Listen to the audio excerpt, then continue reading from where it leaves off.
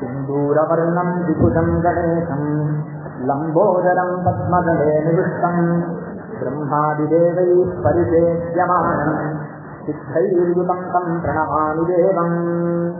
श्यामाकाशनचन्द्रिका त्रिभुवने पुण्यात्मनामानने श्रीमातुण्यकविश्ववर्षजननीयातापितादन्दिनी आराराति मनोविमोहनविधौकातिष्ठमः सन्ददी कामाद्याः करुणाकटाक्षलहरी कामाजने कल्पताम्। श्रुतिस्मृतिपुराणानाम् आलयम् करुणालयम् नमामि भगवत्पादशङ्करम् लोकशङ्करम् शङ्करम् शङ्कराचार्यम् केशवम् बादरायणम् सूत्रभाष्यकृतौ वन्दे भगवन्तौ पुनः पुनः। अपारकरुणासिन्धुम् ज्ञानदं शान्तरूपिणम् श्रीचन्द्रशेखरगुरुं प्रणमामि मुदां वहम्।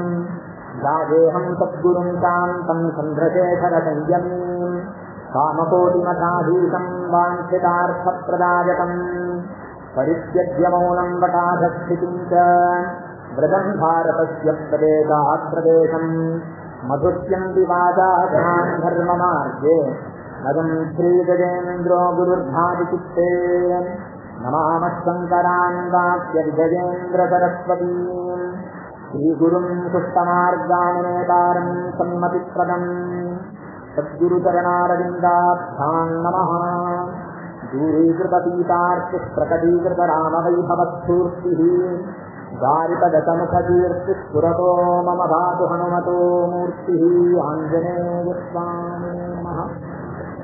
हर नमः पार्वतीपतये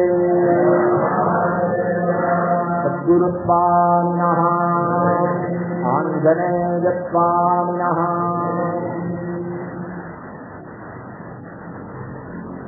இன்னைக்கு நமக்கு எல்லாருக்கும் ஒரு சுதினம்.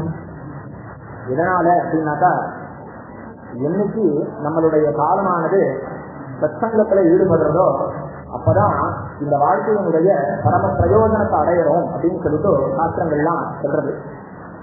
எனைத்தானும் நல்லதை கேட்க அனைத்தானும் ஆன்ற பெருமை தரும் அப்படின்னு சொல்லிட்டு வள்ளுவர் சொல்லுவார். இந்த மாதிரி சத்விஷயத்தை கேட்காரும்போது நம்மளுடைய இந்த சரீரமோ இந்த காதோ இந்த அவயவங்களோ இருந்து எந்த பிரயோஜனமும் இல்லை. அதனால இந்த செடி நமக்கெல்லாம் நன்னா இருக்கு, நம்மளுடைய சரீரம்லாம் நன்னா இருக்கு அப்படின்னா அது எப்ப சத்சங்கத்துல பிரயோஜனப்படுறதோ அப்பதான் அதுக்கெல்லாம் பரம பிரயோஜனம். அதனாலதான் ஆச்சாரிய பகவத்பாதால் சொல்றார், சத்சங்கத்தே நிச்சங்கத்துவம். நல்லோர்களுடைய சேர்க்கை இருக்கும் பொழுது ஆட்டோமேட்டிக்கா நமக்கு என்ன ஆகும்னா, அதுக்கு ஆப்போசிட்டா இருக்கிறவர்களுடைய சங்கமானது ஆட்டோமேட்டிக்கா விலகி போயிடும். அதனால எப்பயுமே நம்ம நல்லோர்களோட இருக்கணும் அப்படிங்கிறதுதான் பரம தாத்பரியம். அந்த நிச்சங்கத்தே நிர்மோகத்துவம். அப்படி நல்லோர்கள் சேர்க்கை இருக்கிறதுனால நமக்கு என்ன ஆயிடும், அந்த கெட்ட சகவாசமானது நம்மளை விட்டு போயிடும். அந்த கெட்ட சகவாசம் நம்மளை விட்டு போயிடுச்சுன்னா அதுக்கு அடுத்த லெவல் என்ன அப்படின்னு சொல்லி கேட்டோம்னா, நமக்கு இந்த பற்று அப்படிங்கிறது விட்டு போயிடும். இப்போ நமக்கு வாழ்க்கையில எல்லா விஷயங்களும் நிறைய அவசியம் இருக்கு, தேவைகள் இருக்கு. அதாவது உடுக்க உடை தேவையா இருக்கு, இருக்க இடம் தேவையா இருக்கு, உண்ண உணவு தேவையா இருக்கு. இப்படி இது எல்லாம் நமக்கு தேவையா இருக்கு. இதெல்லாம் சாஸ்திரத்துல சொல்லும்போது இதெல்லாம் இங்கிலீஷ்ல என்ன சொல்றா, நீட்ஸ் அப்படின்னு சொல்றாங்க. அதை தவிர இருக்கக்கூடியதெல்லாம் வாண்ட்ஸ் அப்படின்னு சொல்றாங்க. நம்ம வாழ்க்கையில நீட்ஸுக்கு நம்ம முக்கியத்துவம் கொடுக்கணும். நீட்ஸ் அப்படிங்கிறது தவிர்க்க முடியாது, அத்தியாவசியமா எல்லாருக்கும் தேவையானது. அப்போ அது இல்லாதது, நமக்கு தேவையானதுக்கு மேல நமக்கு என்னென்னலாம் வேணும்னு நம்ம நினைக்கிறோமோ அதை ஆசைகள் அப்படின்னு நம்ம சொல்றோம். இப்படி நம்ம நல்லோர்களோட இருக்கும்போது என்ன ஆயிடுறது, ஆட்டோமேட்டிக்கா நமக்கு தேவையில்லாத இந்த விஷயங்கள்ல இருந்தெல்லாம் நமக்கு அப்படியே விடுபட்டுருது. நமக்கு இருக்கிறது போதும். ஏன்னா சாஸ்திரங்கள்ல சொல்லும்போது யாரு ரொம்ப சுகமான ஜீவனம் பண்றா அப்படின்னு கேட்டா, அதுக்கு அவர் சொல்றாரு, தர்மர் சொல்றார், பதில் சொல்றாரு எச்ச பிரச்சனத்துல, சுகானாம் சிஷ்டிருத்தமா. யாரு ரொம்ப சுகமா ஜீவனம் பண்றா அப்படின்னு கேட்டா, யாரு இருக்கிறத வச்சுட்டு திருப்தியா இருக்கானோ அவன் தான் சுகமா ஜீவனம் பண்றான் அப்படின்னு சொல்லி சொல்றேன். அப்போ இந்த நிர்மோகத்திலே நிச்சல தத்துவம், அந்த ஆசைகள் போயிடுறது. அதுக்கு அடுத்தது என்ன ஆயிடுறதுன்னா நிச்சல தத்துவம். நிச்சல தத்துவம்னா நிச்சலதாத்வம். அந்த இந்த இதுவா அதுவா அப்படிங்கக்கூடிய அந்த பிரம இருக்கு பார்த்தீங்களா, அது விலகுது. அப்போ அந்த ஒரே ஒரு எண்ணத்துல அந்த ஏகாகிரதை அப்படிங்கிறது வந்துடுது. ஏகாகிரதைன்னா என்ன அர்த்தம், ஒரு விஷயத்துல நிரந்தரமான ஈடுபாடு. எதுலையும் மனசு இந்த இது சரியா அது சரியா அது வேணுமா இது வேணுமான்னு சொல்லிட்டு நம்ம வாழ்க்கையை கம்பேர் பண்ணிட்டு இருக்கோம் பாருங்க, அதெல்லாம் இல்லாம போகும். அப்புறம் இந்த மாதிரி நமக்கு புத்தியில அந்த நிரந்தரமான ஒரு தன்மை, ஒரு சித்த ஏகாகிரதை வந்துருக்குன்னா அடுத்தது என்ன இருக்குன்னு கேட்டீங்கன்னா, நிச்சலகத்திலே ஜீவன் முக்தி. ஜீவன் முக்தி அப்படிங்கிறது என்ன அப்படின்னாக்கா, நம்ம ஏதோ நம்மளுடைய மரணத்துக்கு அப்புறம் நமக்கு கிடைக்க போறதுன்னு நம்ம நினைச்சிருக்கோம். அப்படி இல்லை. வாழும் போதே நமக்கு சில குணங்கள் எல்லாம் இருந்ததுன்னா அதுதான் ஜீவன் முக்தி. ஏன்னா நம்ம மகான்கள் எல்லாம் நம்ம சொல்லும்போது என்ன சொல்றோம், அவர்கள் எல்லாம் ஜீவன் முக்தர்கள் அப்படின்னு சொல்றோம். இப்படி நமக்கு கண்ணு முன்னாடி நம்மளுடைய நூற்றாண்டுல வாழ்ந்த மகான் நம்ம மகாதேவா இருந்தா, அவளுடைய ஜீவன் அந்த சரீரத்தை விட்டுட்டு போனா அப்படின்னு நம்ம சொன்னோம்னா அதுதான் ஜீவன் முக்தி அப்படின்னு நம்ம சொன்னோம்னா அது வாய்ப்பே இல்லை. நம்மள மாதிரிதான் அவளும் இருந்துருந்தா. ஆனா நம்மளால முடியாதது, நம்மளுடைய கற்பனையில கூட பண்ண முடியாத பல விஷயங்கள் நம்ம தெளிவா இன்னைக்கு பண்ணிட்டு போயிருக்கா. பிராமண சமூகம் மாத்திரம் இல்ல, இந்த சனாதன தர்மத்தை ஆசிரியக்கக்கூடிய அனைத்து இந்து மக்களும் ரொம்ப யாருக்கு கடமைப்பட்டிருக்கா அப்படின்னு சொல்லி கேட்டாருனாக்கா, யாரெல்லாம் இந்த இந்த மதம்ங்கிறது இருக்கப்படாது, இந்த அனுஷ்டானங்கிறது இருக்கப்படாது, இந்த பூஜைகள், இந்த மூர்த்தி, இந்த மாதிரி விக்கிரக ஆராதனை, இந்த மாதிரி அனுஷ்டானம், இந்த மாதிரி ஒரு பக்தி, இந்த மாதிரி ஒரு வழிபாடு, இதெல்லாம் யாரெல்லாம் பண்ணிட்டு இருக்காளோ அத்தனை பேரும் மகாபெரிவாளுக்கு கடமைப்பட்டிருக்காங்க. அதனாலதான் சாஸ்திரத்துல சொல்லும்போது கிருத்தக்னே நாஸ்தி நிஷ்கிருதி அப்படின்னு சாஸ்திரம் சொல்றது. யாருக்கு இந்த லோகத்துல மோட்சங்கிறதே ஏற்படாது, யாருக்கு மன்னிப்பே கிடையாது அப்படின்னு சொல்லி கேட்டபோது, நன்றி மறந்தவன் எவனோ அவனுக்கு இந்த லோகத்துல மாத்திரம் இல்லை, எந்த லோகத்திலையும் அவனுக்கு கதி கிடையாதுன்னு சொல்லப்படுது. அப்படி மகாபெரிவா நமக்கு பண்ணின விஷயத்தை நம்ம எல்லாம் மறந்துட்டோம்னு சொன்னா நம்ம எல்லாம் கிருத்தக்னர்களாக. ஏன்னா எல்லாமே ஒரு பாதையெல்லாம் நமக்கு நன்னா போட்டு கொடுத்ததுக்கு அப்புறம் அந்த பாதைக்கு நம்ம லைட் போடுறதோ அல்லது அந்த பாதையை இன்னும் நம்ம தார் ரோடு மாதிரி போட்டு சரி பண்ணிக்கிறதோ இல்ல அதுக்கு தேவையான வஸ்துக்கள்லாம் பண்றதோ பெரிய விஷயம் இல்லை. முதல்ல நமக்கு எந்த கரட முருடா இருந்து எந்த பாதையுமே இல்லாம நமக்கு இதுதான் மதம், இதுதான் சாஸ்திரம், இதுதான் அனுசாரம், இதுதான் வேதம், இதுதான் பரம்பரை, இப்படிதான் கொண்டு வரணும் அப்படின்னு சொல்லிட்டு ஒரு குடும்பத்திலையும் மகாபெரிவா எனக்கு அனுகிரகம் பண்ணியிருக்காங்க. எந்த இது ஆகட்டும், நம்மளுடைய பாரம்பரியமா நமக்கு வந்த விஷயங்கள்லாம் நீங்க பார்த்தீங்கன்னா எல்லா குடும்பத்திலையும் அவரவர்களுக்கு ஏற்றார் போல பெரிவா அந்த காரியம் பண்ணியிருக்கா. இன்னைக்கு நம்ம இவ்வளவு வேதத்தை சொல்லிட்டு இருக்கோம், இவ்வளவு அனுஷ்டானங்கள் எல்லாம் பண்ணிட்டு இருக்கோம். இதெல்லாம் இங்க இருந்துருக்குன்னா அதுக்கு பரம காரணமான பெரிவாருடைய கருணை தான் இங்க காரணமா இருக்கு. மகாபெரிவா அப்படிங்கிறவருடைய அவதாரம் மாத்திரம் ஏற்படலைன்னா இங்க சிவராத்திரி, நவராத்திரி, கணபதி சதுர்த்தி இந்த மாதிரி எந்த அனுஷ்டானங்களும் இருந்திருக்கு. ஒரு கிரகத்திலையும் பெரிவா எல்லாம் பிக்ஷை கேட்பா இல்லையா, சன்னியாசிகள் அப்படின்னா அந்த பிக்ஷை இது பண்ணுவா, அவருக்கு பிக்ஷாங்கனம் பண்ணுவா. மகாபெரிவா என்ன பண்ணுவாளா, ஒரு அக்ரஹாரங்கள்ல எல்லாம் போயிட்டு உங்க ஆத்துல இருக்கிற ஒரு குழந்தை எனக்கு வேதத்துக்காக கொடு, ரிக்வேதமா, ரிக்வேதம், எதிர்வேதமா, சித்த எதிர்வேதமா, சரவண வேதமா, சாமவேதமா அப்படின்னு சொல்லிட்டு ஒரு வேத குழந்தையிலையும் பிக்ஷை கேட்பாளா மகாபெரிவா. இந்த வேதமானது நல்லா வரணும். ஏன்னா வேத தர்மம் அப்படிங்கிறதுதான் பெரிய தர்மம். அந்த வேதத்தை உத்தேசிச்சுதான் அனைத்து தர்மமும். அதனால சாஸ்திரங்கள் என்ன சொல்றது, வேதத்தை விட்ட அறம் இல்லை, வேதத்தில் ஓதத்தவன் அறம் எல்லாம் உள்ள மறிஞர்கள் தற்க வாரத்தை விட்டு வளமுற்ற வேதத்தை ஓதியே வீடு பெற்றார்களே அப்படின்னு சொல்லிட்டு திருமூலர் சொல்ற. அப்படி அனைத்து தர்மத்துக்கும் பிரதானமா இந்த தர்மம்ங்கிறது இதுதான். தர்மம் அப்படிங்கறத நம்ம எப்படி தெரிஞ்சுக்கிறது, தர்மம்னா என்ன அப்படின்னு சொல்லி கேட்டோம்னா, நம்ம வாழ்க்கையில என்னென்ன பண்ணணும் என்னென்ன பண்ணக்கூடாது, எதெல்லாம் பண்ணினா நமக்கும் சௌக்கியம், நம்மளுடைய சமுதாயத்துக்கும் சௌக்கியம், எதெல்லாம் பண்ணா நமக்கும் கேடு சமுதாயத்துக்கும் கேடுன்னு இருக்கோ அதுக்கு பேரு தர்மம் அப்படின்ட்டு. இதை நமக்கு சொல்லிக் கொடுக்கறது தான் வேதங்கள். வேதாபாரத பிளைன் சோர்ஸ் டு நோ தர்மம்.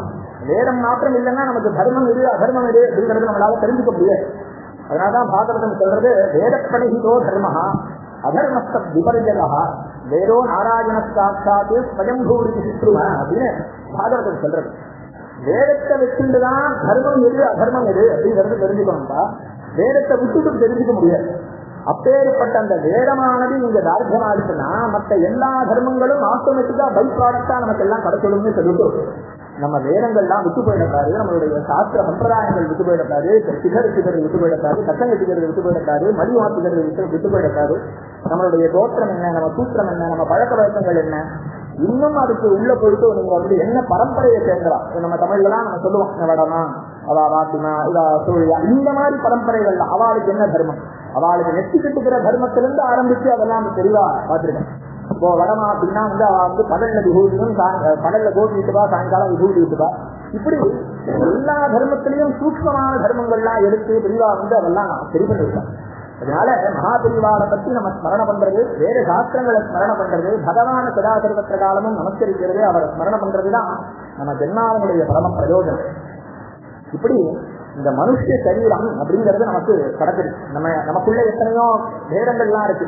நமக்கு இப்படி நம்மளுடைய சரீரம் இருந்தா நல்லா இருக்கும், நம்மளுடைய பேச்சு இப்படி இருந்தா நல்லா இருக்கும், கண்ணு காது மூக்கு வாயெல்லாம் இப்படி இருந்தா நல்லா இருக்கும், நம்ம படிப்பு இப்படி இருந்தா நல்லா இருக்கும், குழப்பு இப்படி இருந்தா நல்லா இருக்கும்னு 1000 சொல்றோம். ஆனா இது எல்லாம் நமக்கு ஆல்ரெடி கொடுத்துருக்கா.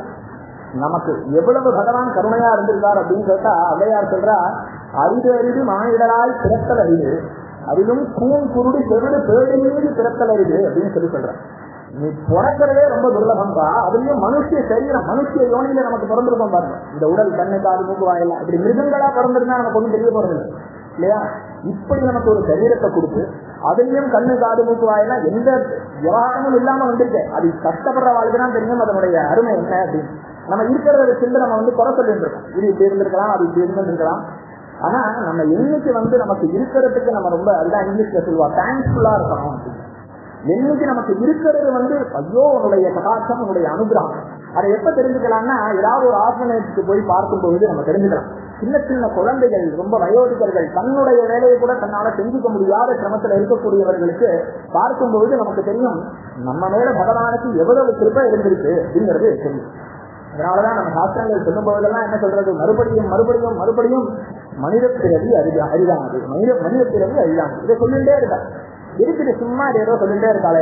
அதை யாருக்கெல்லாம் அது கிடைக்கலையோ, யாருக்கெல்லாம் அதுல சிரமம் இருக்கோ அவளுக்கு தான் தெரியும் தன்னுடைய நம்ம ஆரோக்கியமா இருக்கிறதுதான் இருக்கிறதுலயே மிகப்பெரிய சொத்து அப்படிங்கிறது பின்னாடிதான் தெரியும்.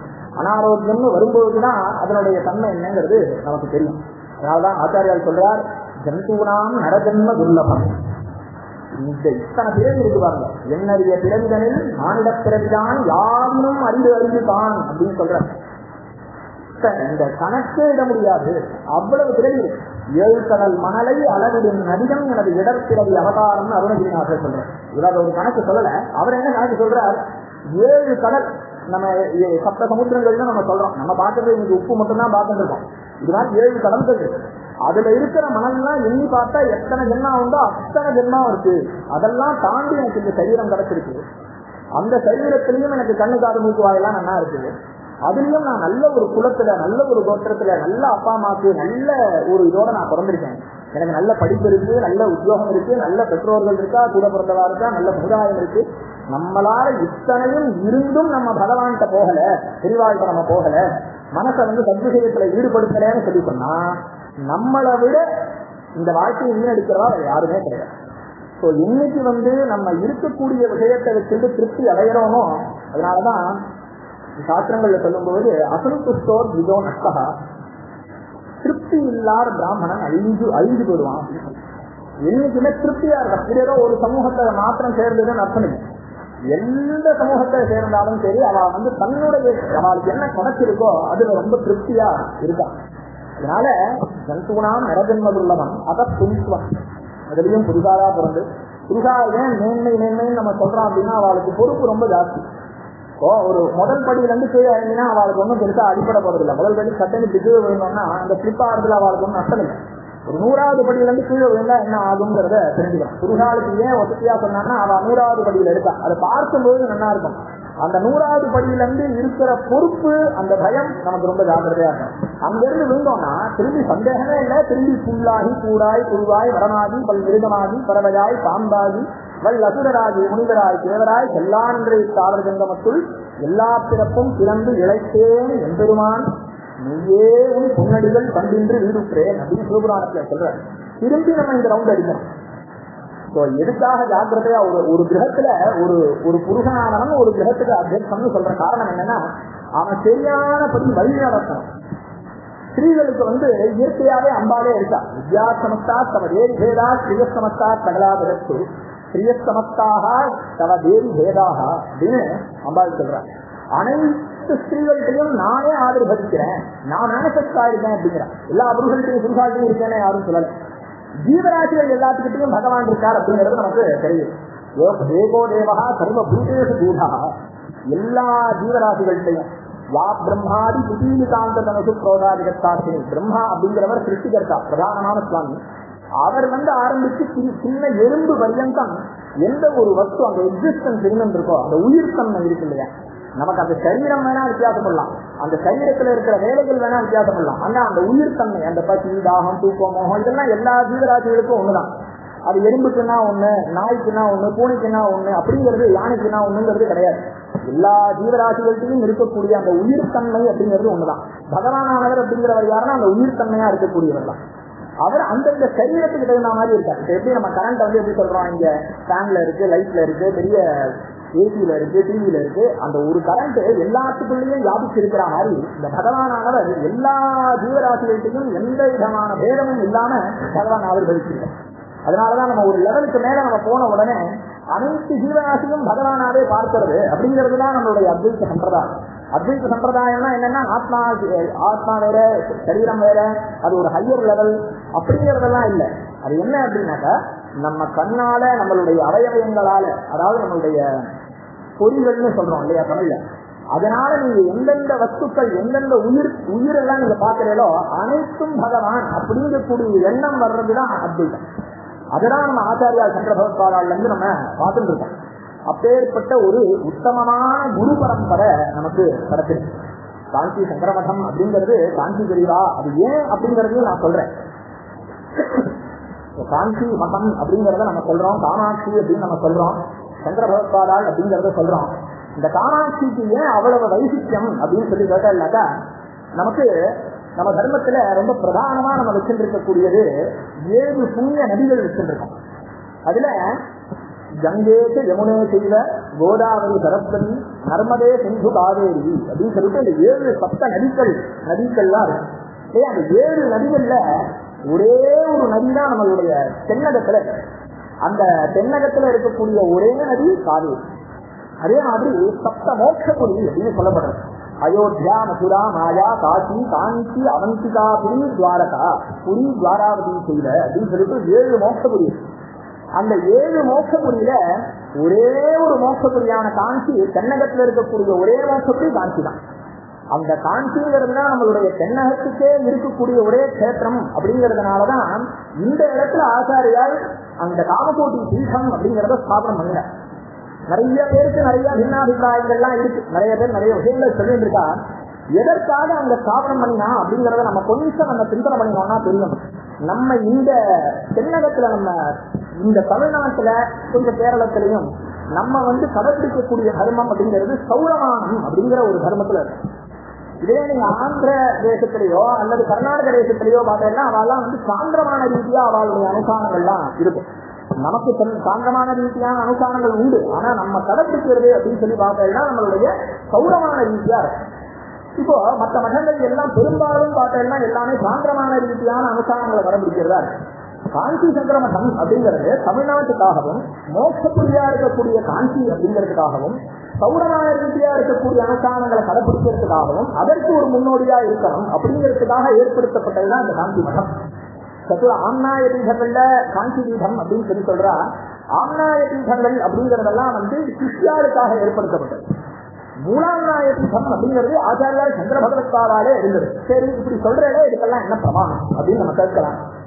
இதுக்கு பிரமாணம் அப்படிங்கிறது நம்ம தெரிஞ்சுக்கணும் அப்படின்னு சொல்லி சொன்னா, நமக்கு வேதங்கள் நம்ம சந்திர பகவத்பாதாவை சொல்லும் போது 3 விஷயம் சொல்லுவோம்.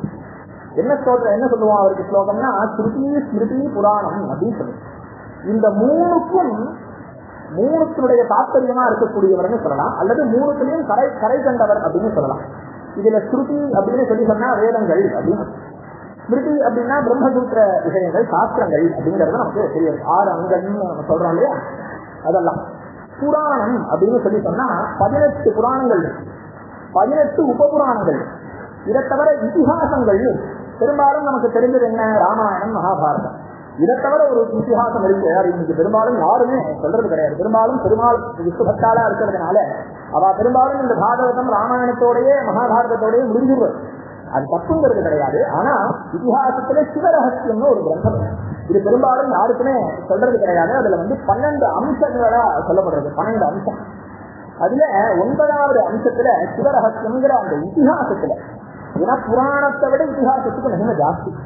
அப்பேற்பட்ட அந்த இதிகாசத்துல சிவரகசியத்துல சங்கர பகவத்பாதால் சொல்றார், நான் இந்த கலியினுடைய ரொம்ப முற்றி போன ஒரு நிலைக்கு வரும்போது, தர்மங்கள்லாம் சீனிச்சு போகும்போது, அதர்மங்கள்லாம் தலை தூக்கி இருக்கும்போது, இந்த வேத தர்மங்கள்லாம் அழிஞ்சு போகும்போது, இந்த வர்ண தர்மம்னா அவரவர்களுக்கு உட்பட்ட தர்மங்கள்லாம் எப்ப குறைஞ்சு போறதோ அப்போ நாமே ஆவிர்பவித்தேன் எப்படி பகவான் சொல்றார் இல்லையா? யதாயாஹி தர்மஸ்ய கிளானிர்பவதி பாரத அத்தியஸ்தான தர்மஸ்ய ததாத்மானம் சிதாமியம்னு அந்த அதர்மத்தை அழிக்கிறதுக்காகவும் தர்மத்தை பரிபாலனம் பண்றதுக்காகவும் பகவானே ஆவிர்பவித்தேன்னு சொல்றாரு இல்லையா?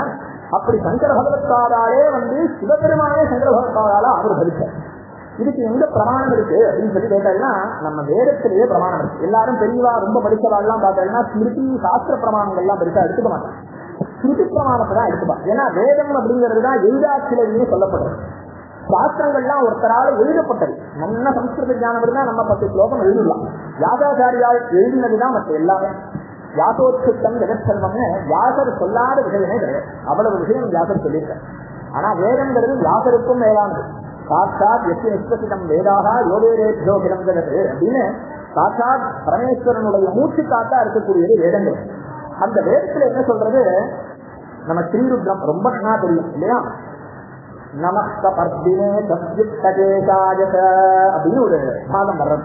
கபர்தினே அப்படின்னு சொன்னா ஜடாமுடியுடையவன் அப்படின்னு அர்த்தம். ஜடாமுடி அப்படின்னாக்கா இப்ப நம்ம சௌரம் பண்ணிட்டு இருக்கோம் பார்த்தா பாடி சௌரம் பண்ணிட்டு எடுத்துட்டு இருக்கோம். இப்படி கிடையாது, இது அப்படியே சேர்த்துக்கிறது. அப்படியே இந்த ஜடாமுடியோட இருந்து பெரும்பாலும் சிவனுடைய போட்டோ எல்லாம் அதை பார்க்கலாம். யுக்தகேசம் அப்படின்னு சொன்னா யுக்தம் அப்படின்னா மொட்டை அடிச்சுக்கிறது அப்படின்னு அர்த்தம். கிரகஸ்தாலா இருக்கக்கூடியவாளுக்கு மொட்டை அடிச்சுக்கிறதுங்கிற தர்மமே கிடையாது. நீங்க திருப்பதியிலாம் திருப்பதி பழனியோ போனா கூட பார்த்தீங்கன்னா சின்னதா ஒரு முடியை விட்டுட்டுதான் அவ சௌரம் பண்ணுவான். அது என்ன காரணம்னா, யார் ஒருத்தர் சன்னியாசாசிரமத்துக்கு போறாலோ அவாதான் மொத்தமா மதிச்சுக்கணும் அப்படின்னு சாஸ்திரம் இருக்கு. மதிச்சுக்கிறதுங்கிறது நம்ம தர்மத்துல கிடையாது. பரமேஸ்வரன் சன்னியாசி கிடையாது இல்லையா? பார்வதியோட இருக்கக்கூடியவர்.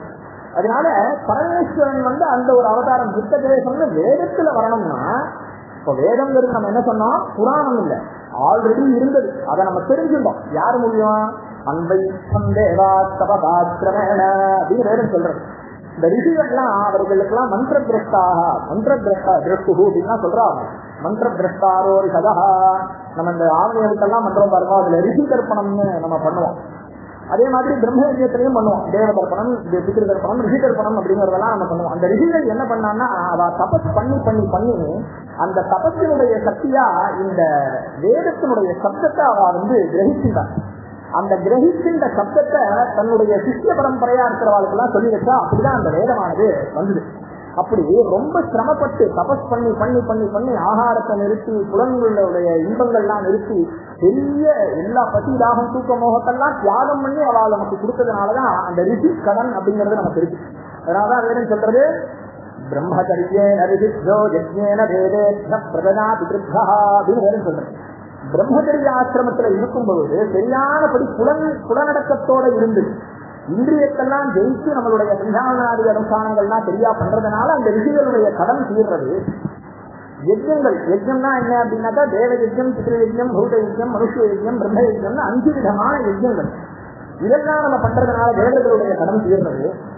விவாகத்தை தார்மீகமான முறையில விவாகத்தை பண்ணிட்டு அந்த விவாகத்துல தார்மீகமான முறையில நமக்கான சந்ததிகள் ஏற்படுத்தினா அதன் மூலியமா பித்துக்களுடைய கடன் தீர்றது அப்படின்னு சொல்லிட்டு வேதங்கள் சொல்றது. இப்படி இந்த வேதத்துல என்ன வர்றது அப்படின்னா யுக்தகேசம் அப்படின்னு வர்றது இல்லையா? நம்ம முன்னாடியே சொன்னோம், வேதங்கிறது இன்னொருத்தரால இயற்றப்பட்டது கிடையாது. யாரோ ஒரு நம்மள மாதிரி ஒரு ஆசாமி உட்கார்ந்து எழுதினது வேதம் இல்லை. அதனால எழுதாச்சிலவி அப்படின்னு பேர். அதனாலதான் வேதத்தை ரொம்ப வசதியா சொல்லப்படுறது. அந்தனர் என்போர் அறவோர் மற்ற எவ்வுயிருக்கும் செந்தன்மை புண்டொழுகலாம் அப்படின்னு வள்ளுவர் சொல்றார். அந்த அந்தனன் அப்படிங்கக்கூடிய தன்மை என்னன்னா, யார் ஒருவன் வேதத்தை அத்தியனம் பண்றானோ, அந்த வேதத்தினுடைய பொருளறிஞ்சு அந்த வேதத்தின் படி வாழ்க்கையை நடத்துறானோ அவன் அந்தனன். அதனாலதான் கற்க கசடர கற்க கசடர கற்றத்தையும் இருக்க. அதை இப்படிதான் படிக்கணும். முதல்ல படிக்கணும், அதை சரியா படிக்கணும். சரியா படிச்சது என்ன சொல்றதோ அது பிரகாரம் நிற்கணும். அப்பதான் அது பிரயோஜனப்படும். அதனாலதான் வள்ளுவர் சொல்றார், கற்றதனால் ஆய பயனின் கொள் காலரிதன் நற்றார் தொழார் எனும் பகவான அறிஞ்சிக்க முடியாத எந்த ஒரு படிப்பும் படிப்பு கிடையாது. இன்னைக்கு இருக்கக்கூடிய படிப்பு நம்ம என்ன சொல்றோம், பகவானையோ சாஸ்திரத்தையோ பெரியவர்களையோ மதிக்கணும், இப்படிலாம் இருக்கணும்னு நம்ம சொல்லி தர்றதான்னு பார்த்தா ஒண்ணும் இல்லை. ஆனா நம்மளுடைய மதத்துல என்ன சொல்றது, இந்த மாதிரி நம்மளுடைய சனாதனம்னு சொல்லி சொன்னா என்னன்னா, ஆதியும் அந்தமும் எது இல்லையோ நம்மளால அது நிர்ணயமே பண்ண முடியலையோ அது பேர் சனாதனம் அப்படின்னு. நமக்கு முன்னாடி இருந்தது, நமக்கும் இருக்கு, நமக்கு அப்புறம் இருக்க போறது, நம்ம தான் இங்க தாத்தாரு, இது பேர் சனாதனம் அப்படின்னு. அப்பேற்பட்ட அந்த வேத தர்ம சாஸ்திரங்கள்லாம் என்ன சொல்றதோ அது பிரகாரம் இருக்கணும். அதன் மூலியமா நீ பகவானை தெரிஞ்சுக்கணும். அப்படி பகவானை தெரிஞ்சுக்கலன்னா நீ என்ன படிச்சு பிரயோஜனம் இல்லை அப்படின்னு வள்ளுவர் சொல்றேன். அப்படி எதுக்கு இதை சொல்ல வந்தேன்னா, வித்தகேசம் அப்படிங்கிறத சொல்றதுக்காக சொல்ல வந்தேன். அப்படி சங்கர பகவத்பாதாலதான் அந்த இடத்துல தெரிவிக்கிறார். என்னக்கா சன்னியாசியா இருக்கக்கூடிய ஒருத்தனுக்கு தான் அந்த முழுசா மொட்டை அடிச்சுக்கிறதுங்கிற ஒரு கர்மாவே இருக்கு.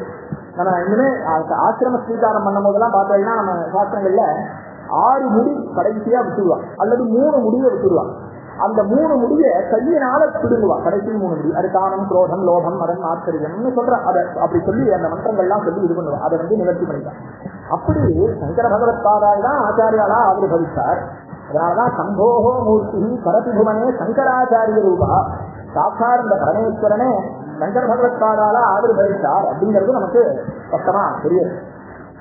இப்போ அந்த சங்கர பகவத்பாதாளுக்கும் காஞ்சி கஷேத்திரத்துக்கும் என்ன மகத்துவம் அப்படிங்கிறத பத்தி நம்ம பார்ப்போம். அப்படி அந்த காமாட்சி அப்படிங்கக்கூடியவள் தான் சிவா சாகர மத்தியஸ்தா காமாட்சி காமதாயி அப்படின்னு நம்ம லலிதா சாஸ்திரத்தை சொல்றோம். அமிர்தம் அப்படிங்கிறது ஒரு சொட்டு இருந்தாலும் நம்மளுடைய உயிரே போகாத அளவுக்கு பண்ணிடும். அமிர்தம்னா என்ன சொன்னா அழிவில்லாதது அப்படின்னு. அமிர்தம் நமக்குள்ள போயிடுச்சுன்னா என்ன ஆகுதுன்னு கேட்டீங்கன்னா, நமக்கு பசி இருக்காது, தாகம் இருக்காது, தூக்கம் இருக்காது, எந்த தேவையும் இருக்காது, வயசு ஆகாது, எப்படி இருக்கோமோ அப்படியே இருக்கும். எதுக்கு ஒரு டிராப் அமிர்தம். அப்போ அமிர்த சாகரத்திலிருந்து ஒரு ஆவிர்பவிச்சா அப்படின்னா அவளுடைய தன்மை எப்படி இருக்கு? சுதாசாகர மத்தியஸ்தா அம்பாளானவள் எப்படி இருக்கா? காமாட்சியானவள் அந்த அமிர்த சாகரத்துல நடுவுல இருந்து அம்பாள் ஆவிர்பவிக்கிறா அப்படின்னு நம்ம படிக்கிறோம். அப்பேற்பட்ட பிந்துஸ்தானமா இருக்கக்கூடியதுதான் ஜெகத்காமலகாரம் நாபிஸ்தானம் புவஸ்பரம் பரபத்மஸ்ய காமாட்சியாக மகாதீக புவாஸ்மஹே அப்படின்னு சொல்லிட்டு சொல்றது. இந்த லோகத்துக்கே நாபிஸ்தானமா இருக்கக்கூடியது அந்த காமாட்சி. நாபிஸ்தானம்னா என்ன அர்த்தம்? ஒரு குழந்தைக்கும் தன் தாய்க்கும் இருக்கக்கூடிய சம்பந்தத்தை சொல்லக்கூடியதுதான் நாபிஸ்தானம் இல்லையா? நம்ம அம்மாவையும் குழந்தையும் எப்படி சொல்றோம்? தொப்புள் கொடி சம்பந்தப்பட்டுதான் நம்ம சொல்றோம் இல்லையா? அப்படி இந்த ஜெகத்துக்கே அம்மாவா இருக்கக்கூடியவள் காமாட்சி இல்லையா? சதா வினித்ரா துருசி பிரபாதம்னு அம்மாவுடைய பிரபாதத்துல வரும். ஒரு குழந்தைய பெற்றுட்டோ அந்த குழந்தையினுடைய பெற்றோர்களுக்கு தூக்கம் இருக்காது இல்லையா?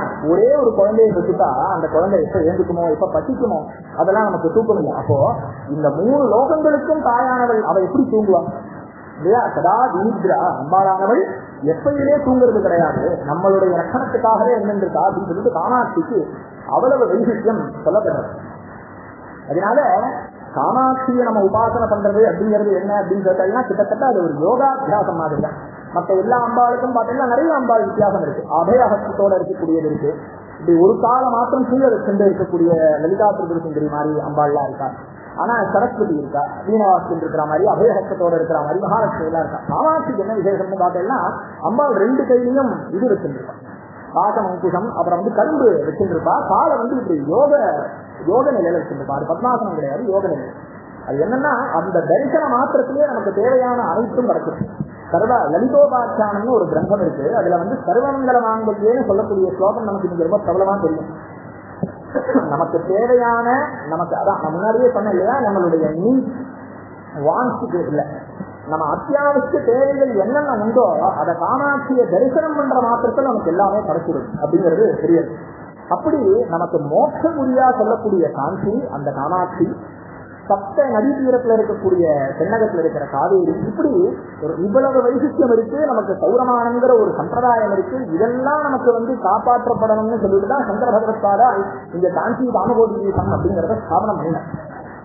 அந்த சங்கர பகவத்பாதால் அப்படிங்கிறவர் யாரு அப்படின்னு நம்ம தெரிஞ்சுக்கணும் அப்படின்னா அதுக்கும் ஒரு விஷயம்.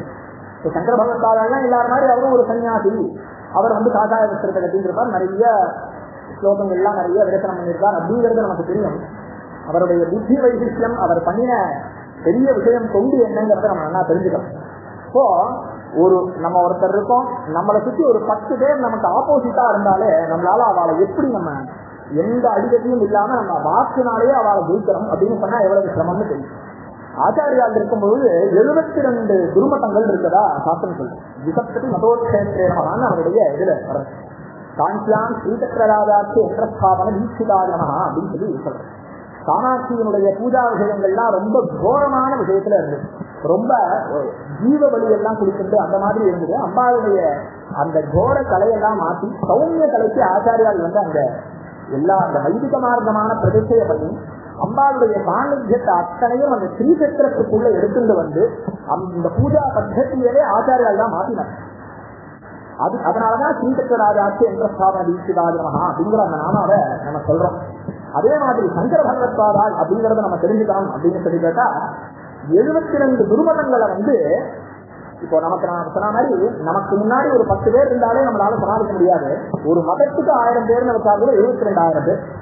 அத்தனை பேர்கிட்டையும் நம்ம வந்து ஒரு விஷயத்தை சொல்லி அவளை வந்து நம்ம ஏன்னா எப்படி ஆயிடுச்சுன்னா முழுக்க ஜெயின மதம் பௌத்த மதங்கள்லாம் அந்த காலம் நம்மளுடைய வேதங்களோ சாஸ்திரங்களோ இதிகாசங்களோ புராணங்களோ ராமனோ கிருஷ்ணனோ சிவனோ அம்பாலோ எல்லாம் பொய்யும் சொல்லிட்டான். இதெல்லாம் மீட் அப்படின்னு சொல்லிட்டான். இதெல்லாம் ஒண்ணும் இல்லை, இதெல்லாம் வந்து ஏமாத்திரையில அதெல்லாம் கடைபிடிச்சுட்டு இருக்கிறவா எல்லாம் வந்து தப்பான மார்க்கத்துல இருக்கா, அதை வந்து தப்பா வழி நடத்துறா இப்படி எல்லாம் பேச ஆரம்பிச்சுட்டா நம்ம மதத்துல எல்லாரும் அந்த பக்கம் போயிட்டான். சாத்திய நாயனார் அப்படின்னு ஒரு நாயனாரே இருந்தார், ஒரு நாயன்மார் இருந்தார். அவர் வந்து இந்த ஜெயின பௌத்த மதத்துக்கு எல்லாம் பயந்துண்டு அவ என்ன பண்ணா கல்லுனால எடுத்து சிவனை அறுத்துட்டு இருக்கான். காரணம் என்னன்னா அவருக்கு சிவ பூஜை பண்ணணும் அப்படிங்கிறது அவருடைய எண்ணம். ஆனா அந்த பௌத்த ஜெயினாலாம் இருக்கும்போது ஒரு லிங்க ஆராதனை அதாவது ஒரு உருவ வழிபாடு இருக்கக்கூடாது அப்படிங்கிற ஒரு நிர்பந்தம். அப்படி பண்ணா அவருடைய தலையை வெட்டிடுவார். இந்த மாதிரி ஒரு காலகட்டம். அப்ப என்ன பண்ணுவார், தன்னுடைய சிவபெருமானுக்கு பூஜை பண்ணணுங்கிற எண்ணம். அப்ப என்ன பண்ணுவாருன்னா கீழே இருக்கக்கூடிய கல்லெல்லாம் அடுத்து சிவபெருமான் மேல போடுவார். மற்ற மதத்துக்காரெல்லாம் பார்த்து என்ன நினைச்சுட்டா பாரு நமக்கு ரொம்ப சப்போர்ட்டா இருக்கா, நமக்காக அவளுடைய மதத்தில் இருக்கிற சுவாமியை கல்லால் அடிக்கிறா அப்படின்னு நினைச்சுப்பாரு. அவர் என்ன நினைச்சுப்பார், என்னுடைய பரமேஸ்வரனுடைய சிருஷ்டி தானே எல்லாமே, இந்த கல்லோ மண்ணோ இந்த மரமோ செடியோ கொடியோ எல்லாம் ஈஸ்வரன் தானே, இதை எடுத்து நான் சுவாமிக்கு போட்டா கூட அந்த பகவானானவர் தன்னை வந்து அதை வந்து ஒரு அர்ச்சனையா தான் எடுத்துப்பார் அப்படின்னு சொல்லி நினைச்சுப்பார். பரமேஸ்வரன் அதை நினைச்சிட்டு அவருக்கு கதியும் கொடுக்க அவர் வந்து நாயன்மாராவே மாறினார் பிற்காலத்துல இல்லையா.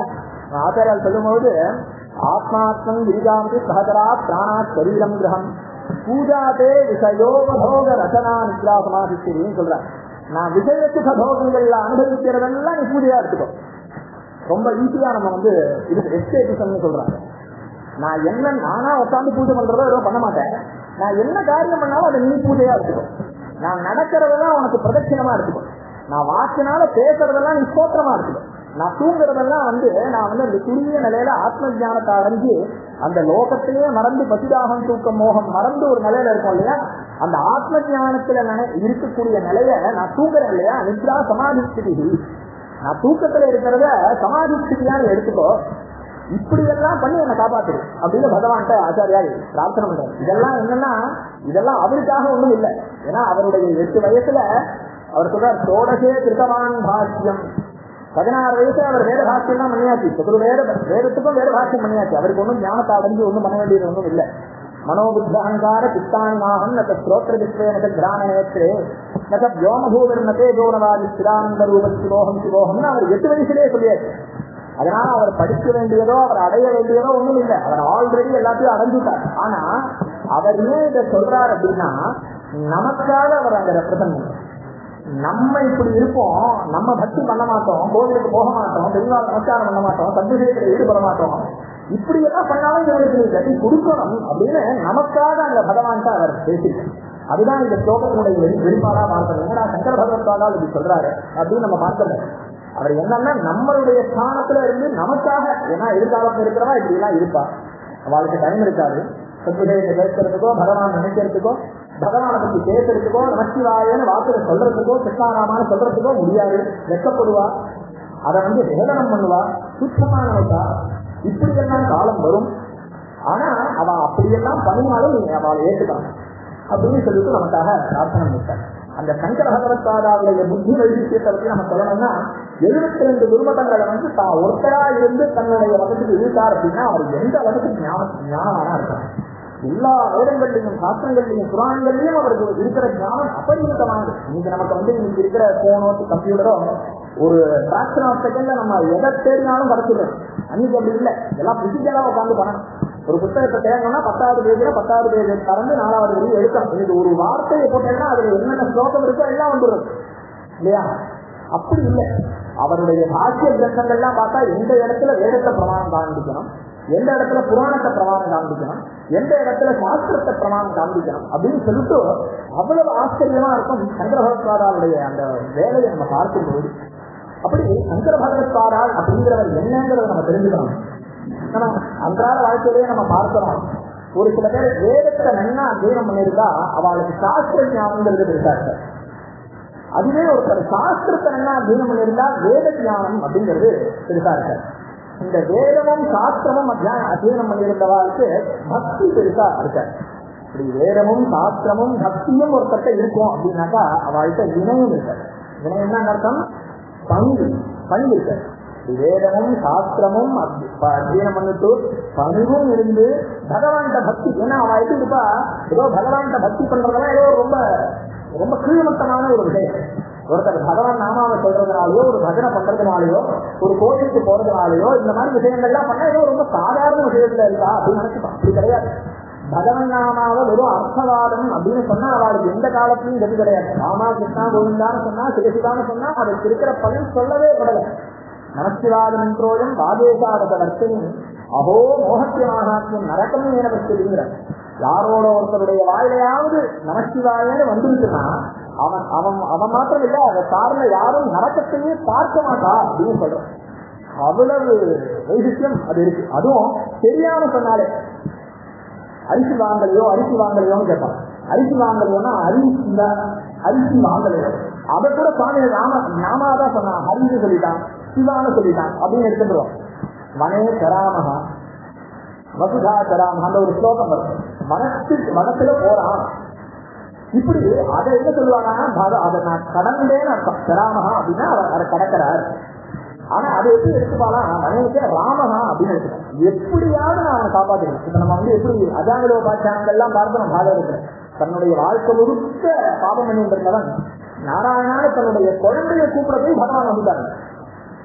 அந்த யமதூதர்கள்லாம் வந்துருக்கா, 3 பேர் யமதூதர்கள் வந்துருக்கா, 4 பேர் விஷ்ணு தூதா வந்துட்டாங்க. அப்போ எதுக்காக தெரியாம நாராயணான தான் குழந்தையெல்லாம் கூப்பிட்டான். அவனு பகவான் ஒன்றும் கூப்பிடல. ஆனா அந்த ஒரு நாமாத்தான் அந்த மகிமை அப்படிங்கிறது சொல்லப்படும். அப்படி இந்த பகவன் நாமாவை நமக்கு எல்லா விதமான சேவையும் கிடைக்கும். அதை அனுபவிச்சாதான் தெரியும் இல்லையா? நம்ம எடுத்த உடனே இப்போ ஒருத்தர் கீழே படிச்சிருக்காருன்னு வச்சுக்கோங்களேன், அந்த அவர்கிட்ட போயிட்டு நானும் உங்களுடைய சேர்ல உட்காந்துக்கலாம் அப்படின்னா எடுத்தோன்னா நம்ம போய் உட்காந்துட முடியுமா? நமக்கு எவ்வளவு இது இருக்கு. நீங்க இதில் படிங்கோ, எவ்வளவு இன்டர்மீடியட் முடிங்கோ, அப்புறம் அதுக்கு மேல உண்டானதை படிங்கோ, காமர்ஸ் எடுத்துக்கோங்க, சிஏ படிங்கோ, அதை பாஸ் பண்ணுங்க, இத்தனை சொல்றோம். எடுத்தோன்னா அந்த சேர்ல உட்காந்துட முடியுமா? நம்ம ஏதோ 4 நாள் ஒரு ஜபத்தை பண்ணிட்டோம், ஒரு 4 நாள் பூஜையை பண்ணிட்டோம், எனக்கு ஒன்றும் கிடைக்கல, பகவானுக்கு சக்தி இல்லை அப்படின்னு சொல்றோம். அப்படி இல்லை. நம்ம முதல்ல நம்ம அபியாசம் பண்ணணும். சது தீர்க்கால நைரந்தரிய அபியாச சத்தாரா தேவியோ யோக சூத்திரத்துல பதஞ்சலி சொல்ற எதை ஒண்ணுத்தையுமே 60 நீ மல்டிபிள் பண்ணிக்கோ. நீ பண்ணிட்டே தொடர்ந்து கன்சிஸ்டன்சி மேட்டர். எந்த விஷயமா இருக்கட்டும், நீங்க கன்சிஸ்டன்டா பண்ணதான் உங்களுக்கு அதுக்கு பலன் தருமே தவிர 1 நாள் 2 நாள் நம்ம பண்றதுனால ஒன்றும் தெரியாது. நிச்சயம் நம்ம ஆகாரம் பண்றோம், அடுத்த நாள் பசிக்காம இருக்கு, அதனால நம்ம சாப்பிடாம போடுவோம். அப்படி கிடையாது. இந்த மாதிரி எந்த ஒரு விஷயத்தையும் நம்ம சிரத்தையோட தொடர்ந்து அதுல பக்தியோட நம்ம பண்ணிட்டே இருக்கோம். அந்த சிரத்தையா பண்ண என்ன ஆகுதுன்னா அது அப்படியே உருவாகி அதனுடைய சக்தியை வெளிப்படுத்திடும். அது நமக்கு தெரியும். ஓபாதிரிவாளா இருந்தா, பெரிய மகான்கள் இருந்தா, சேஷாதிரி சுவாமிகள் இருந்தார், யோகிராம் சிவகுமார் இருந்தார், ரமணர் இருந்தார், இப்படி எல்லாம் மகான்களை நம்ம பார்க்கிறோம். அவெல்லாம் எப்படி இருந்தார்? இதே மாதிரி நம்ம சரீரத்தோடையெல்லாம் இருந்தா, கண்ணுக்காரங்களுக்கு வாயலாம். ஆனா அவளுடைய சக்தி எப்படி இருக்கு?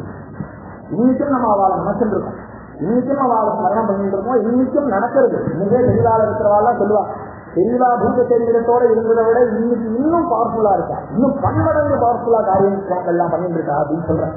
அப்போ அது என்னன்னா அவளுடைய தபஸ்து தான். தபஸ்தா அப்படின்னு ஆபத்து சொல்ற. தபஸ்னா என்னன்னா நம்ம ஏதோ காட்டுக்குள்ள போய் உட்காந்துக்கணும், பசிதாகம் தூக்கத்தெல்லாம் மறந்து அப்படிங்கிறது கிடையாது. நம்ம இருக்கிறபடி இருக்கிற இடத்துல அந்த நியமத்தோட இருக்கிறது. ஒரு நாள் அப்படின்னா அந்த நாள்ல கார்த்தால சூரியோதயத்துல இருந்து அஸ்தமன பரியந்தம் நமக்கு சாஸ்திரங்கள் என்ன சொல்லி இருக்கோ அது பிரகாரம் நம்ம வாழ்க்கையை வாழ்ந்து நம்ம என்ன ஆகாரம் பண்ணினாலும், என்ன வேலை செஞ்சாலும், என்ன பேசினாலும் இது பகவத் அர்ப்பணம், பகவான் ஒருத்தன் பிரத்யட்சமா உட்கார்ந்து கேட்டு இருக்கான், பார்த்துட்டு இருக்காங்கிற அந்த பயத்தோட நம்ம வாழணும் பாருங்க. இதுதான் டிவோஷன், இதுதான் சமஸ்தை. எப்படின்னா நம்ம ஏதோ புதுசா ஒரு தாலியை வளர்த்து பெருசா எப்படியே சுட்டு கட்டுற அளவுக்கு நம்ம இருக்கணும்னு அவசியம் இல்லை. சாதாரண வாழ்க்கையை வாழ்ந்து இந்த நியமத்துல இருந்தாலே நம்மளால அடைய முடியும். அதனால நம்ம வாழ்க்கையானது பவித்திரமாகணும் அப்படின்னா இந்த மாதிரி சத்விஷயங்கள்ல ஈடுபடுறது சங்கர பகவத்பாதால நம்ம நினைக்கணும். நான் எதுக்கு சொன்னேன், ஒரு பார்வையை உருவாக்குறது எந்த வழியும் கிடையாது, நம்மளை எல்லாத்தையும் முடிச்சு கட்டிட்டா. இப்படி இருந்த சந்தர்ப்பத்தில் சங்கர பகவத்பாதால் அந்த 72 குருமதங்களையும் கண்டனம் பண்ணி அவர் இந்த அத்வைத இந்த சம்பிரதாயத்தை ஸ்தாபனம் பண்ணார். அத்வைதம்ங்கிறது அவர் பண்ணினது கிடையாது, ஆல்ரெடி இருந்ததை அவர் பிரகாசப்படுத்தினார். அப்படி எதை சொல்ல வந்தேன்னா, வேதம் படிச்சிருந்தா சாஸ்திரம் இருக்காது, சாஸ்திரம் இருந்ததுன்னா அவளுக்கு புராணம் பக்தி எல்லாம் இருக்காது, இதெல்லாம் இருந்ததுன்னா அவள்கிட்ட வினயம் இருக்காது, இதெல்லாம் இருந்ததுன்னா சாகித்ய ஞானம்னு சொல்லக்கூடிய அந்த ஸ்லோகத்தை உருவாக்குறது இந்த ஞானம் இருக்காது. நானாம்னாய பரிசிரமம் கலையலாம் நாஸ்தியேவ சாஸ்திரே சத்யோனத்யனயோஹோ துவயோன சுலபா சாஹித்யிதௌ சாஹி அப்யேகாசு சதீஷு நாஸ்தி வினதஹா நாதார பக்தி சமாதாதுயா.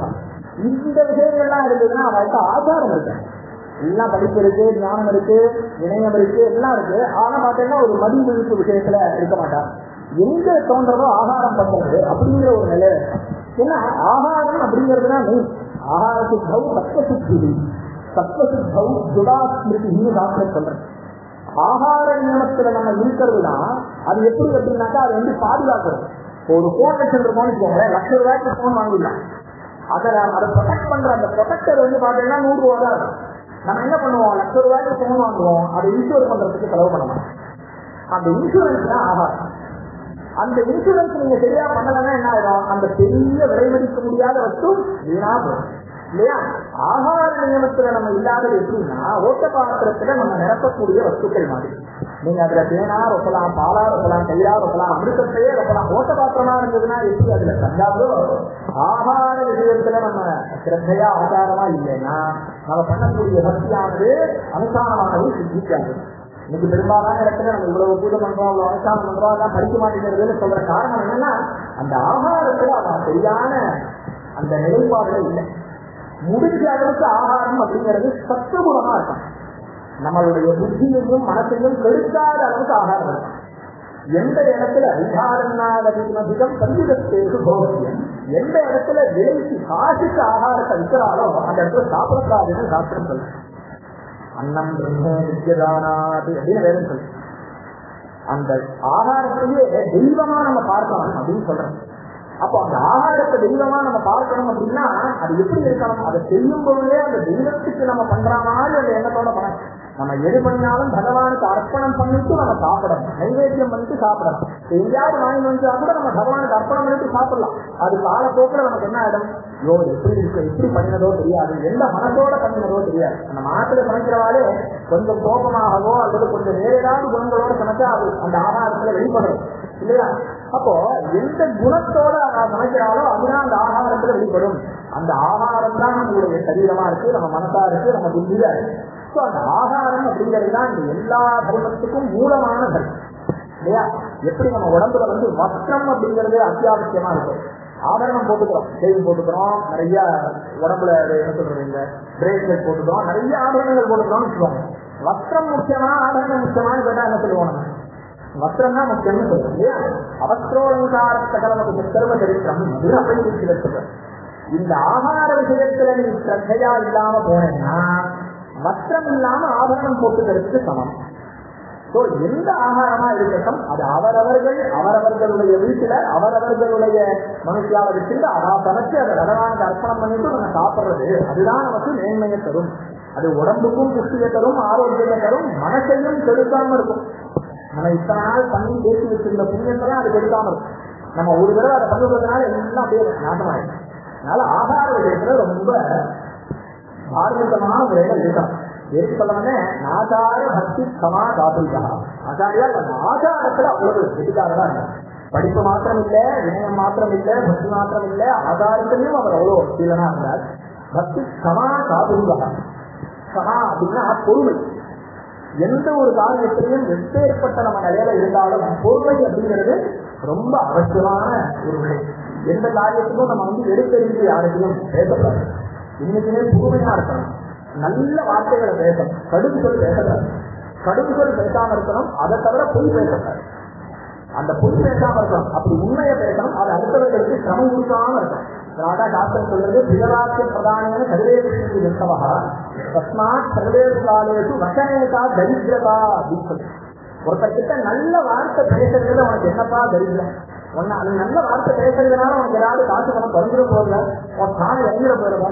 அன்பா பேசு, அன்பா பேசுறதுலையும் சித்தத்தை பேசு. ஏன்னா ஒருத்தருக்கு ஒரு கெட்ட விஷயம் பிடிக்கிறதுன்னு வச்சுக்கோங்களேன், அது பேர் பிரியம்னு பேசு. ஒரு நல்ல விஷயம் பிடிக்கலன்னா அதுக்கு பேர் சித்தம் அப்படின்னு. இப்போ ஒரு டாக்டர் கிட்ட போறோம் அப்படின்னாக்கா அவர் நமக்கு இன்ஜெக்ட் பண்றாரு, டாப்லெட்ஸ் கொடுக்குறாரு, அதெல்லாம் நமக்கு கசக்குது. ஆத்திரையே பாகக்காய் சாப்பிட்றோம், சுண்டைக்காய் சாப்பிட்றோம், அதெல்லாம் ருச்சியில கசப்பு தான். ஆனா அது நமக்கு நல்லது. இப்ப நம்ம ஒரு மைசூர் பாக்கு சாப்பிட்றோம், ஸ்வீட் நிறைய சாப்பிட்றோம்னு வச்சுக்கோங்க, அது நமக்கு பிடிக்கிறது, ஆனா அது நமக்கு கெடுது. அதுக்கு பேர் பிரியம்னு. சித்தம்ங்கிறது என்னன்னா கெடுதலா தெரியும், ஆனா அது நல்லதுதான் பண்ணும் இல்லையா? அந்த மாதிரி நம்ம சித்தத்துக்கு முக்கியத்துவம் கொடுக்கணும். இப்படி ஆச்சாரியாளுடைய பேச்சிலிருந்து நடவடிக்கையிலிருந்து எல்லாம் அப்படி அந்த பொறுமையோட இருக்கிறதா இருக்கணும். ஒரு தடவை பெரிய இந்த மாந்திரீகங்கள்லாம் பண்ணக்கூடிய காலகட்டம். அப்போ ஒரு ரொம்ப உன்னதமான ஒரு சன்னியாசி, அந்த சன்னியாசியினுடைய தலை உயிரோட இருக்கும்போது சிரச்சேதம் பண்ணி அதை நான் யாகத்துல போட்டுக்கிறேன்னாக்கா எனக்கு இந்த அஷ்டமா சித்தியும் எனக்கு சித்தி கொடுக்கும் அப்படின்னு சொல்லிட்டு ஒரு அசுரன் மனுஷ சரீரத்தில் இருக்கிற ஒரு அசுரன் அவன் கேட்கிறான். இவர்கிட்ட எவ்வளவு தபத்து இருக்கு, எவ்வளவு பெரிய மகான், சாத்தா பரமேஸ்வரனுடைய அவதாரம், அவர் எப்படி அவன் அவாய்ட் பண்ணிருக்கான்? இல்ல தபிச்சிருக்கலாம், அவன் அப்படியே அன்றைக்கு பஸ்மமாயிருக்கான் இல்லையா? ஆனா சந்திரபாபு என்ன சொன்னா, தன்னுடைய 4 வித்தியாலாம் இருக்கான். இந்த சந்தர்ப்பத்துல நீங்க பண்ணீங்கன்னா நான் தடுக்கலனாலும் இவாள்லாம் தடுத்துடுவாங்க, போராட்டுக்கும் ஒண்ணு சம்மானமே பண்ணிடுவாங்க. நீ ஒரு காரியம் பண்ண, இந்த சரீரம் உனக்கு பிரயோஜனமாகும்னு நீ நினைச்சேன்னா தாராளமா எடுத்துக்கோ. இந்த சரீரமானது இன்னைக்கு அடுத்தவனுக்கு பிரயோஜனப்படுறதோ அன்னைக்குதான் என்னுடைய ஜென்மா சித்தார்த்தமாகும், அன்னைக்குதான் நான் பிறந்ததுக்கு பிரயோஜனம். அப்போ இந்த சரீரமானது உன்னுடைய தபத்துக்கு இது பிரயோஜனப்படுறதுன்னா தாராளமா எடுத்துக்கோவா. ஆனா ஒரு காரியம், இவெல்லாம் இல்லாத சந்தர்ப்பத்துல தியானம் ஞானத்துக்கு போவா, ஆசானத்துக்கு போவா, அந்த சந்தர்ப்பத்துல வந்தேன்னா நான் தனியா இருக்கேன், அந்த சந்தர்ப்பத்துல என்னுடைய சிறப்பை எடுத்துக்கோ அப்படின்னு சொல்லி சொல்றாங்க. எதுக்கு சொல்ல வரேன்? அந்த பொறுமை. அப்புறம் அதுல பத்மபாதை அப்படிங்கக்கூடிய ஒரு சிஷ்யர், 4 சிஷ்யர்கள்ல அவர் அந்த தபஸ் பண்ணிட்டு இருக்கார். தன் சராசரத்தான் குருவிலே அடக்கம் இருக்காரு. அவர் இப்படி தபஸ் பண்ணிட்டு இருக்கும்போது யாரோ தன்னுடைய குருவுக்கு கேடு நினைக்கிறா அப்படிங்கிற அவருடைய விஷயம் தெரியாது. அவருக்கு சங்கர பகவத்பாதால் நிருசிம்மத்தை அவருக்கு உபதேசம். அப்போ தான் குருக்கு ஏதோ கெடுதல் நினைக்கிறதுன்னு சொல்லி அவர் நினைச்ச மாத்திரத்துல அந்த நிருசிம்ம ஆவேசம் அந்த நிருசிம்மன் அந்த அசுரனை அந்த மனுஷனா இருந்தவன் தான் அசுர குணத்தோட இருந்ததுனால அசுரன் தான் நம்ம சொல்றோம். தேவாசுரா செஞ்சத்தான்னு வேதம் சொல்றேன். கஷ்டப்பட விரும்பக்கூடிய ஒரே அப்பாவுக்கு பிறந்தவான அந்த அசுரர்களும் தேவர்களும் ஒரே அப்பா தான் வாங்க. அப்படின்னா என்ன சொன்னா சரீர ரீதியா எல்லாம் ஒரே மாதிரிதான் இருக்கும், குணத்துலதான் வித்தியாசம். சுரர் அப்படின்னா அது ஏதோ வித்தியாசமா இல்லை, நம்ம மாதிரியே இருக்கும். குணத்துல எப்படி வித்தியாசப்படுறாலும் அந்த மாதிரி தான். இப்படி அவனை சம்மானம் பண்றதுக்காக நிருசிம்மர் வந்தார். அதாவது தன்னுடைய உயிரை கூட தியாகம் பண்ணி அதாவது அடுத்தவனுக்கு பிரயோஜனம்னா தாராளமா பண்ணிவிடலாம் அப்படின்னு சொல்லி சொல்ற. எதுக்கு சொல்ல வரேன்? பரம் பரோபகாரார்த்தம் யோசிக்கிறது ஜீவத்தில் சாஸ்திரம் சொல்ற. என்னைக்கு தனக்கு தன்னை சார்ந்தவனுக்கு மட்டுமே நம்ம வாழறோமோ அந்த ஜீவனம்ங்கிறது மிருகத்துக்கு துல்லியமான ஜீவனம். மிருகங்கள் கூட தன்னுடைய பசிக்கு அப்புறம் எதையும் எந்த ஜீவனையும் வேட்டையாடுறது கிடையாது. மனுஷன் பேசிட்டே இருக்கான், எல்லாரும் அப்படிதான் இருக்கான். அப்படி இருக்கல, நம்மளுடைய சரீரமானது நம்ம வாக்காகட்டும் செயலாகட்டும் எல்லாம் தார்மீக முறையில இருக்கணும். நமக்கு மாத்திரம் இல்லை, நம்ம சார்ந்தவர்களுக்கு மாத்திரம் இல்லை, எல்லாருக்கும், ஈவன் நமக்கு கெடுதல் நினைக்கிறவாளுக்கும் அவர்களுக்கும் நல்லது நினைக்கணும், நல்லது செய்யணும் அப்படிங்கிற எண்ணம் இருக்கணும். யோசிப்பது செய்வது யார் அப்படி வாழ்வாரோ அவர் தான் உண்மையான வாழ்க்கையை வாழ்கிறார் அப்படின்னு சொல்லிட்டு ஒரு சாஸ்திரங்கள் சொல்றது. இந்த ஸ்லோகத்தின் மூலமா நான் தெரிஞ்சுக்கிறது என்ன அப்படின்னாக்கா, இப்படி அனைத்து விஷயத்திலையும் வேதம், சாஸ்திரம், புராணம், அனுஷ்டானம், பக்தி, பொறுமை அனைத்திலையும் நிபுணனா இருந்தார் ஆச்சாரியா சங்கர பகவத்பாதர். மற்ற எல்லா ஆச்சாரியாரோட இவருக்கு ஏன் இவரோட வைசிஷ்டம் கேட்டா, ஒரு சில பேர் நமக்கு இதுதான் மார்க்கம், இது மட்டும்தான் மார்க்கம், இதுதான் தெய்வம், இது மட்டும்தான் தெய்வம், இது மட்டும்தான் வழிபாடு அப்படிங்கிறதெல்லாம் இல்லாம சங்கர பகவத்பாதர் தனி மதத்தை நமக்கு கொடுத்தார். கணபதி அப்படின்னா முழுவதல் கடவுளா நம்ம வச்சிருக்கக்கூடிய கணபதியை உபாசனம் பண்றியா, அதுக்கு ஒரு மார்க்கம் போட்டு கொடுத்தார் தானாபத்தியம். சுப்பிரமணிய உபாசனம் பண்றியா, உனக்கு ஒரு மார்க்கம் கௌமாரம். அம்பாளனை உபாசனம் பண்றியா, உனக்கு ஒரு மார்க்கம் சாஸ்திரம். பெருமாள் உபாசனம் பண்றியா, உனக்கு வைஷ்ணவம். சிவன் உபாசனம் பண்றியா, உனக்கு செல்வம். இப்படி எந்த உருவ வழிபாடையும் நான் நம்ப மாட்டேன், ஏற்றுக்க மாட்டேன். பிரத்யட்சமா நான் எதை பார்க்கிறேனோ அதெல்லாம் நம்புவேன்னு சொல்லக்கூடியவாளுக்காக சூரியனை உபாசனம் பண்ணுவோம். அவெல்லாம் ஒத்துக்கலாம். நாஸ்திகர்கள் கூட சூரியனை ஒத்துக்கிறாங்க இல்லையா? அப்பேற்பட்ட சூரியனை உபாசனை பண்ணனா கௌரவம். இப்படி இந்த பணி மதத்தையும் நமக்காக ஏற்படுத்தி கொடுத்து உனக்கு எதுல பக்தி இருக்கோ, உனக்கு எதுல ருச்சி இருக்கோ அந்த மார்க்கத்துல அதிலும் ஒரு விஷயத்தை அந்த இடத்துல சொல்றாரு. எவ்விய ராஜரவி சிறப்பா தக்கதே பிரயோஜனமா. உன்னுடைய முன்னோர்கள், உன்னுடைய பெரியவர்கள் அவர்கள் எந்த மார்க்கத்தை ஆச்சரியம் பண்ணாரோ அதை விட்டு கொடுக்குறாங்க. அதே சமயம் உனக்கு இதுல இஷ்ட பக்தி இருக்கு. நமக்கு குலதெய்வம்னு ஒண்ணு இருக்கும், இஷ்டதெய்வம்னு ஒண்ணு இருக்கும். குலதெய்வம்ங்கிறத நம்ம விட்டு கொடுத்துருப்பாங்க, அது வந்து பைமை. நமக்கு இஷ்டம்னு ஒரு தெய்வம் இருக்கு. இப்ப நமக்கு வந்து குலதெய்வமா பெருமாள் இருக்காரு அப்படின்னா ஒரு சில பேருக்கு சுப்பிரமணியர் இஷ்ட தெய்வமா, நமக்கு சுப்பிரமணியர் குலதெய்வமா இருக்காரு அப்படின்னா பிள்ளைங்க வந்து இஷ்ட தெய்வமா. இப்படி இஷ்ட தெய்வத்தையும் விட்டுறாரு, அது இருக்கும். கைவரியா உங்களுடைய குலதெய்வம் என்னன்னா உங்களுடைய பெரியவர்கள் என்ன மார்க்கத்துல போனாரோ அதை நீ விட்டுறாங்க. இந்த கோவில்கள் இத்தனை கோவில்கள் கட்டிருக்காளே எல்லாம் காரணங்களுக்காக கட்டிருப்பாங்க. இத்தனை கஷேத்திரங்கள் ஒவ்வொன்றுக்கும் அவ்வளவு அபாரமான அப்பேற்பட்ட கஷேத்திரங்கள் ஒன்றுத்தையும் ஆச்சரியம் கிடையாது. பகவத்வாரால் தோற்றம் பண்ணாத தெய்வமே கிடையாது. மனுஷர்களுக்குள்ள பேதம் இருந்த காலகட்டத்துல தெய்வங்களுக்குள்ளேயும் பேதத்தை கொண்டு வந்துதான். இந்த தெய்வத்தை வச்சுட்டா அந்த தெய்வத்தை வச்சுக்கிறாங்க, இந்த தெய்வத்தை வச்சுட்டா அந்த தெய்வத்தை வச்சுக்கிறாங்க. ஏதோ தெய்வத்துக்குள்ளேயே பேதம் வச்சுக்கிட்டாங்க. இது நம்ம அப்பா அம்மாவை எப்படி நம்ம ரெண்டா பிரிக்க முடியும்? இந்த உயிரியும் உடலையும் எப்படி நம்ம பிரிக்க முடியும்? பார்வையும் கண்ணையும் எப்படி பிரிக்க முடியும் இல்லையா? பசியும் உணவையும் எப்படி பிரிக்க முடியும்? இதுக்கு தனியா சொல்லலாம். ஆனா அது அடங்கணும்னா ரெண்டும் சேர்றதா இல்லை. அப்படி இந்த பிரிக்க முடியாத ஒரு விஷயத்தை பிரிச்சுட்டான். நம்ம வந்து இந்த மார்க்கத்துல போனா இந்த தெய்வம் வேண்டாம், இந்த மார்க்கத்துல போனா இந்த தெய்வம் வேண்டாம், இந்த மார்க்கம் இந்த தெய்வம் ஏதோ இந்த ஒரு சாராருக்கு மட்டுமே அப்படிங்கிறதெல்லாம் கிடையவே கிடையாது. பகவான் அப்படிங்கிறவர் சமஸ்த மனுஷர்களுக்கும் சமமானவர். எல்லா தெய்வங்களும் அப்படிதான், அதனுடைய ரூபங்கள் தான் வேறு. அதான் சொல்றார், மதானாம் சந்தானாம் தாத்பர்யம் நிர்குணம் பரம் பிரம்ம புத்திங்க பூஜ்யந்தே சுபாஷ்யந்தே பஞ்சதே கணேச சூரிய சக்தி சிவ விஸ்வாச்சார நேகமேவ பரம் பிரம்ம பஞ்சதா பரிகீர்த்திதம்னு ஆச்சரியம். நம்ம பஞ்சாயத்துல பூஜை நம்ம வச்சுருக்கோம். அதுல பிள்ளையார் இருப்பார், அம்பாள் இருப்பார், சூரியன் இருப்பார், சிவபெருமான் இருப்பார். இப்படி எல்லா தெய்வமும் சூரியன் இருப்பார், கணபதி இருப்பார், அம்பாள் இருப்பார், சிவபெருமான் இருப்பார். இப்படி எல்லா தெய்வமும் இருக்கும். ஆனா அது எப்படி பூஜை பண்ணணும்னா இந்த அஞ்சும் ஒரே சக்தியா தான் இருக்கு. அந்த ஒரே சக்தி 5 விதமா பிரிஞ்சிருக்கு. இப்ப பஞ்சபூதம்னு நம்ம சொல்றோம் இல்லையா? இந்த பஞ்சபூதம் அப்படிங்கறது சேர்ந்தாதான் நம்மளுடைய சரீரம். வாயுங்கிற தன்மை தான் நமக்கு மூச்சு காட்டா இருக்கு. ஜலங்கிற தன்மை தான் உயிருக்கு பிரதானமா இருக்கு. இந்த மண்ணு அப்படிங்கிற அந்த தன்மை தான் நம்மளுடைய சரீரமா இருக்கு இல்லையா? இப்படி 5 விதமான இந்த நான் சொல்ற இந்த வாய்ஸ் உங்களுக்கு எல்லாம் கேட்கறது இதுதான் நம்ம ஸ்பேஸ்ன்னு சொல்றோம். ஆதாரம் அது இருக்கிறதுனால உங்ககிட்ட நான் பேச முடியாது, கம்யூனிகேட் பண்ணிக்க முடியாது இல்லையா? இப்படி இது எப்படி 5 விதமா தெரிஞ்சாலும் அது ஒன்னா இருந்தாலும் பிரயோஜனமானதோ, இப்படி தெய்வங்கள் பல விதமா தெரிஞ்சாலும் அதனுடைய தன்மை அப்படிங்கிறது ஒன்றுதான். அதை எப்படி வேணா யார் யாருக்கு எப்படி எப்படிலாம் விருப்பம் இருக்கோ அவரவர்கள் சக்திக்கு தகுந்தார் போல, புத்திக்கு தகுந்தார் போல, பிரியத்துக்கு தகுந்தார் போல நம்ம உபாசனை பண்றது. அதனால இந்த உபாசனையின் மூலமா இது வசதி, இது தாழ்வு, இதுதான் உயர்வு, இது தாழ்வுங்கிற எண்ணம் இருக்கப்படும். பிரம்ம புத்திங்க பூஜ்யம் எல்லாத்துக்குள்ளேயும் இருக்கக்கூடிய அந்த ஒரே அந்த உயிர் தன்மையோட இருக்கிறது எப்படின்னு நம்ம சொல்றோமோ, எப்படி அனைத்து ஜீவராசியத்தையும் ஈஸ்வரனை பார்த்ததுன்னு நம்ம சொன்னோம் இல்லையா? அந்த மாதிரி பகவான்கிட்டையும் வேற பார்க்கப்படாதுன்னு நமக்கு சொல்லிக் கொடுத்தவர் சங்கர பகவத்பாதர்.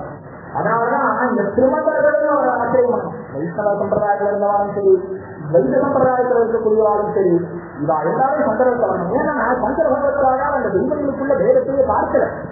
இந்த வேதங்கள் எல்லாம் நாராயணஸ்வரூபம் அப்படின்னு சொன்னா அந்த வேதத்துல முக்கியமா அந்த ஸ்ரீருத்ரங்கிற பாகம் வர்றது. வேறோ நாராயணஸ்தாத்மா அப்படின்னு சொல்லிட்டு பாகவதம் சொல்றது. நாராயணே வேதம் அப்படின்னு சொல்றது. மகாநாராயணோபனிஷத்துல ஒரு உபனிஷத்து. சிவபெருமானுக்கு பஞ்சமுகம்னு சொல்லப்படுறது. 4 வேதங்கள் 4 முகம் ஓங்காரத்தோட சேர்ந்து பஞ்சமுகம்னு சொல்லப்படுறது. விஜயத்துல பஞ்சருத்ரம்னே இருக்கு. அப்படி அந்த பஞ்சருத்ர மூர்த்தியினுடைய மந்திரங்களை மகாநாராயணோபனிஷத்துங்கிற ஒரு வஸ்துல அது வச்சுங்க. எதுக்குள்ள எது இருக்கு பாருங்க. அப்போ ஒண்ணுக்குள்ள ஒண்ணு அடக்கம். அந்த சரீரம் இருக்கிற வச்சுக்கோங்களேன், இந்த உயிர் இருக்கிற பரியந்தம் தானே நமக்கு இருக்கக்கூடிய கௌரவங்கள்லாம். இந்த உயிர் வந்து இந்த உலக விட்டு போயிடுச்சுனாக்கா அதை நம்ம என்ன சொல்லுவோம்? சமம்னு சொல்லுவோம். செயலினை நீக்கி பிணவென்று பெயருக்கு அப்படிங்கிற பட்டினக்கார் சொல்லும்போது இருக்கிற பரியந்தம் அவர்களுக்கு ஒரு பேர் சொல்றோம், அவருக்கு ஒரு டிகிரி சொல்றோம், அவர் பணத்தை வச்சு காண்பிக்கிறோம், அவரை உருவத்தை வச்சு காண்பிக்கிறோம், புருஷா ஸ்ரீ வேதம் சொல்றோம், அவன் ஐஏஎஸ்ங்கிறோம் ஐபிஎஸ்ங்கிறோம். ஆனா அந்த சரீரத்துல இருந்து அந்த உயிர் போயிடுச்சுன்னா என்ன சொல்றோம், இப்ப பாடியை எடுக்கப்படும், அந்த சபத்தை எடுக்கப்படும் இல்லையா? அப்போ அந்த உயிர் இருக்கிற வரைக்கும் தான் நமக்கு மரியாதை. அந்த உயிர் உடலை விட்டு போயிடுச்சுன்னா பிரயோஜனம். அந்த உயிர் இருந்து உடல் வேலை செய்யலன்னு வச்சுக்கோங்க, உடம்பு முழுக்க வேலை செய்யாம செயலிழந்து போயிடுறது. அதை நம்மளால காப்பாற்ற முடியுமா? இது அபரிக்கிற வாழ்க்கையோட இருக்கிறோம். அப்படி ஒண்ணுக்கு ஒண்ணு விட்டுவிடாம இருக்கு இல்லையா? ஒண்ணுக்கு ஒண்ணு ஆச்சரியம் பண்ணிடுது. இது ஒண்ணு விட்டு ஒண்ணு போயிடுச்சுன்னா அது பிரயோஜனம் இல்லை.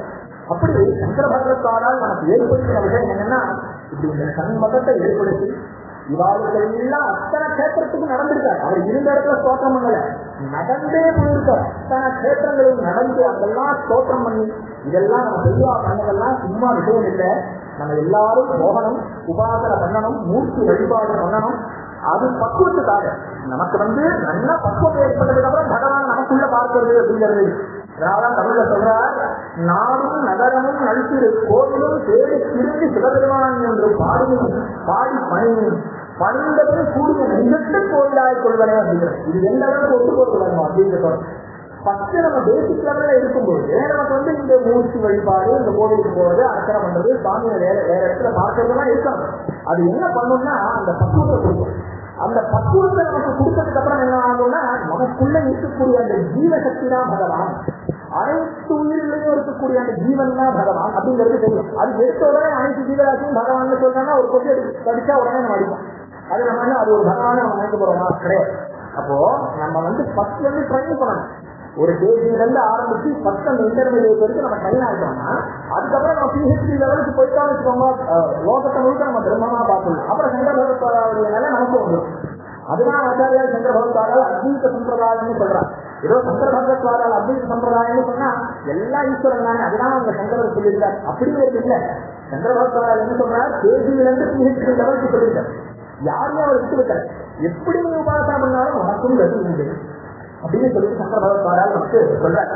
இப்படி நம்ம காஞ்சி மகத்வம் அப்படிங்கறத நம்ம தெரிஞ்சுட்டோம். அந்த எப்படி தன் மதங்கள் இருந்ததுன்னு நம்ம சங்கர பகவத்பாதால பார்த்தோம். இந்த காஞ்சிக்கு என்ன மகத்துவம்னு நம்ம பார்த்தோம்னா, இந்த கண் மதம்னு நம்ம சொல்றோம் இல்லையா, இந்த 6 வழிபாட்டு முறை, இது அத்தனை கஷேத்திரமும் காஞ்சி கஷேத்திரத்துல. நீங்க கணபதி அப்படின்னு சொல்லி எடுத்தீங்கன்னா காமாட்சி கோவில்ல சோடச கணபதி வேற எந்த கோவிலும் நீங்க பார்க்க முடியாது. காமாட்சி கோவில்ல மாத்திரம் கஷேத்திரத்துக்குள்ள 16 கணபதி ஞானபதி. குமரக்கோட்டம் அப்படிங்கிற ஒரு கஷேத்திரம் இருக்கு, அந்த சுப்பிரமணியருக்காக இருக்கக்கூடிய கௌமாரங்கள். ஒரு இடத்துல பெரிய சிவன் கோவில் இருந்ததுன்னா பெருமாள் கோவில் சின்னதா இருக்கும், சிவன் கோவில் பெருமாள் கோவில் பெருசா இருந்ததுன்னா அங்க சிவன் கோவில் சாதாரணமா. ஆனா இந்த பக்கம் வைஷ்ணவம் அப்படின்னு சொல்லி சொல்லிட்டாங்கன்னா வரதராஜ பெருமாள் லோக பிரசித்தம் இந்த சுவாமி இல்லையா, அவ்வளவு பெரிய கஷேத்திரம், அது வைஷ்ணவம். இந்த பக்கம் ஏகாம்பரேஸ்வரர் இல்லையா, பிருத்வி கஷேத்திரம், பஞ்சபூதத்துக்கு வந்த கஷேத்திரம் இருக்கு. அதுல பிருத்வி கஷேத்திரமா இருக்கக்கூடியது ஏகாம்பரேஸ்வரர், அது சைவம். தானாபத்தியம் காமாட்சி சன்னிதியிலே இருக்கிற சோழ கௌரம் அப்படிங்கிறது அங்க இருக்கக்கூடிய கச்சரேஸ்வரர். மகத்துக்கு போயிட்டு நீங்க வரக்கூடிய வழியிலேயே கச்சரேஸ்வரர்னு ஒரு கோவில் இருக்கு. அந்த சிவபெருமான் இருப்பார். ஆனா அந்த கல்வெட்டுல சூரிய சதகங்கிற கிரந்தங்கள் மயூரகவி அப்படின்னு சொல்லிட்டு இருக்கக்கூடிய மகாகவி அந்த பண்டிதர் சூரியனை உத்தேசித்து 100 ஸ்லோகம் எழுதினார். அது அந்த இடத்துல கல்வெட்டுல இருக்கு. ஏதோ ஒரு எடுத்து போட்டோவா ஒட்டல, கல்வெட்டுல இருக்குன்னா யாரோ மேசத்தை உட்காந்து கல்வெட்டுல அடிச்சுட்டு இருப்பாங்க.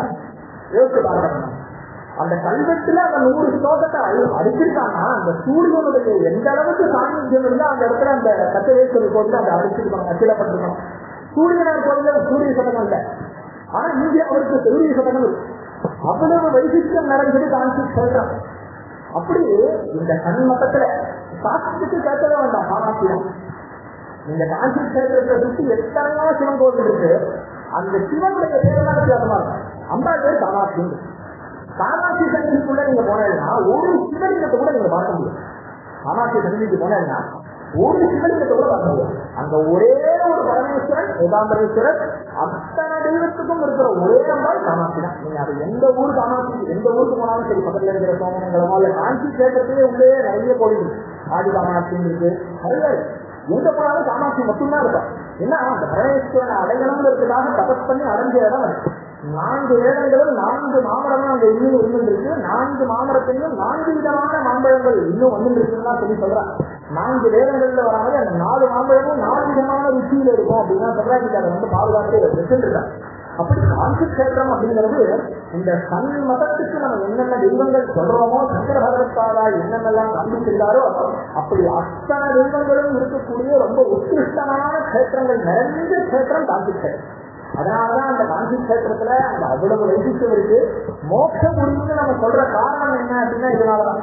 ஒரு கஷேத்திரத்துல நம்ம வசிக்கிறதுனாலேயே நம்மளுடைய ஜென்மா, ஏன்னா பகவான் சொல்றார் அநேக ஜென்மசந்தி கர்த்தலோ யாது பராங்கதம் அப்படின்னு பகவான் கீதையில சொல்றார். எத்தனையோ கோடி ஜென்மா புண்ணியம் இருந்தாதான் அந்த மோட்சத்தை அடைய முடியும் அப்படின்னு சொல்லும் பொழுது, அப்ப அந்த ஊர்ல வசிச்சாலே மோட்சம்னா அந்த ஊருக்கு என்ன மகத்துவம் இருக்கும்னு நம்ம தெரிஞ்சுக்கணும். மற்றதெல்லாம் நாட்கள் இருக்கு. அப்ப நமக்கு எங்க போகிறது?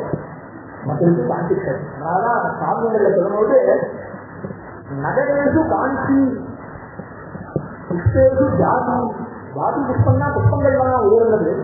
பெண்கள்ல ரம்பையா ரொம்ப உயர்ந்தவள். ஊர் அப்படின்னா அது காஞ்சி அப்படின்னு சொன்னாங்க. அந்த காஞ்சிக்கு இருக்கிற மகத்துவம் என்னன்னு நம்ம தெரிஞ்சுக்கணும். காஞ்சி அப்படின்னா சாதாரணம் இல்லை. நம்ம சிரத்தையோட நம்ம ஒரு விஷயத்தை வேண்டிட்டு நம்ம அங்க பண்ணோம். இன்னைக்குமே நிறைய விவாகமாகலன்னு நமக்கு நிறைய சம்பந்தம் இருக்கு. சிரத்தையோட அங்க வந்து காமாட்சி கஷேத்திரத்துல அந்த அம்பாளை நம்ம நமஸ்காரம் பண்ணோம்னா பஞ்சகஞ்சோகதாரிணி, பஞ்சமி பஞ்சபூதேவி பஞ்சகஞ்சோகதாரிணி அப்படின்னு அம்பாளுக்கு ஒரு நாமம். பஞ்சமி கீழே அம்பாள் 5 விதமான புஷ்பங்கள்னால அர்ச்சனை பண்ணி 5 விதமான அபிஷேகம் பண்ணி 5 தடவை 5 பிரதட்சணம் 5 நமஸ்காரம் பண்ணா எப்பேற்பட்ட பிரார்த்தனை நிறைவேறும் இருக்கு. காமாட்சி அப்படின்னு கூடியவள் கல்பக புஷ்பம். உங்களுக்கு என்ன வேணுமோ அவர்கிட்ட கேட்டா கிடைக்கும். இன்னொரு சொன்னா அந்த கேட்கவே வேண்டாம். நம்ம அம்மா இருக்கான்னு வச்சுக்கோங்களேன், நமக்கு இது பசிக்கிறதுன்னு சொல்லணுமா, நமக்கு இது தேவைன்னு நம்ம அம்மாட்ட கேட்கணுமா, நமக்கு தேவை எழுதி அம்மா கொடுக்குறா இல்லையா, அம்மா கொடுக்குறா இல்லையா, அப்படி அந்த சாலப்படிந்து தாய்வன் சாலப்படிந்துன்னு நம்ம சொல்லுவோம். அம்மா பசியிலேந்து ஊட்டும், பசி வந்துடுமோ வந்துடுத்தோ அதுதான் அழகோ எனக்கு அம்மாவோட சிறந்தவள் வரவேற்கிறேன். அதனால தாய்மானன்னு நம்ம வரவேற்கிறோம் சொல்றோம். அப்படி அந்த அந்த பரமேஸ்வரனையும் நம்ம வந்து அட்ரஸ் பண்ணோம்னா என்ன சொல்றோம், அம்மாங்கிற ஒரு சான்ஸ் வச்சுன்னா சொல்றோம். அந்த ஸ்ரீஸ்வங்கிறத போடுறோம். ஒரு ஆண் வந்து நல்ல குணத்தோட இருந்தா அவருக்கு தாய்மை இருக்குன்னு சொல்றோம் இல்லையா. அந்த அப்பாங்கிற ஸ்தானத்துல புருஷன் தன்மையா இருக்குன்னு நாங்க சொல்றோம். அங்கே அப்போ அந்த இயற்கையாவே அந்த ஸ்திரீகளுக்கு பாதுகாக்கக்கூடிய சக்தி ஜாஸ்தியா இல்லையா.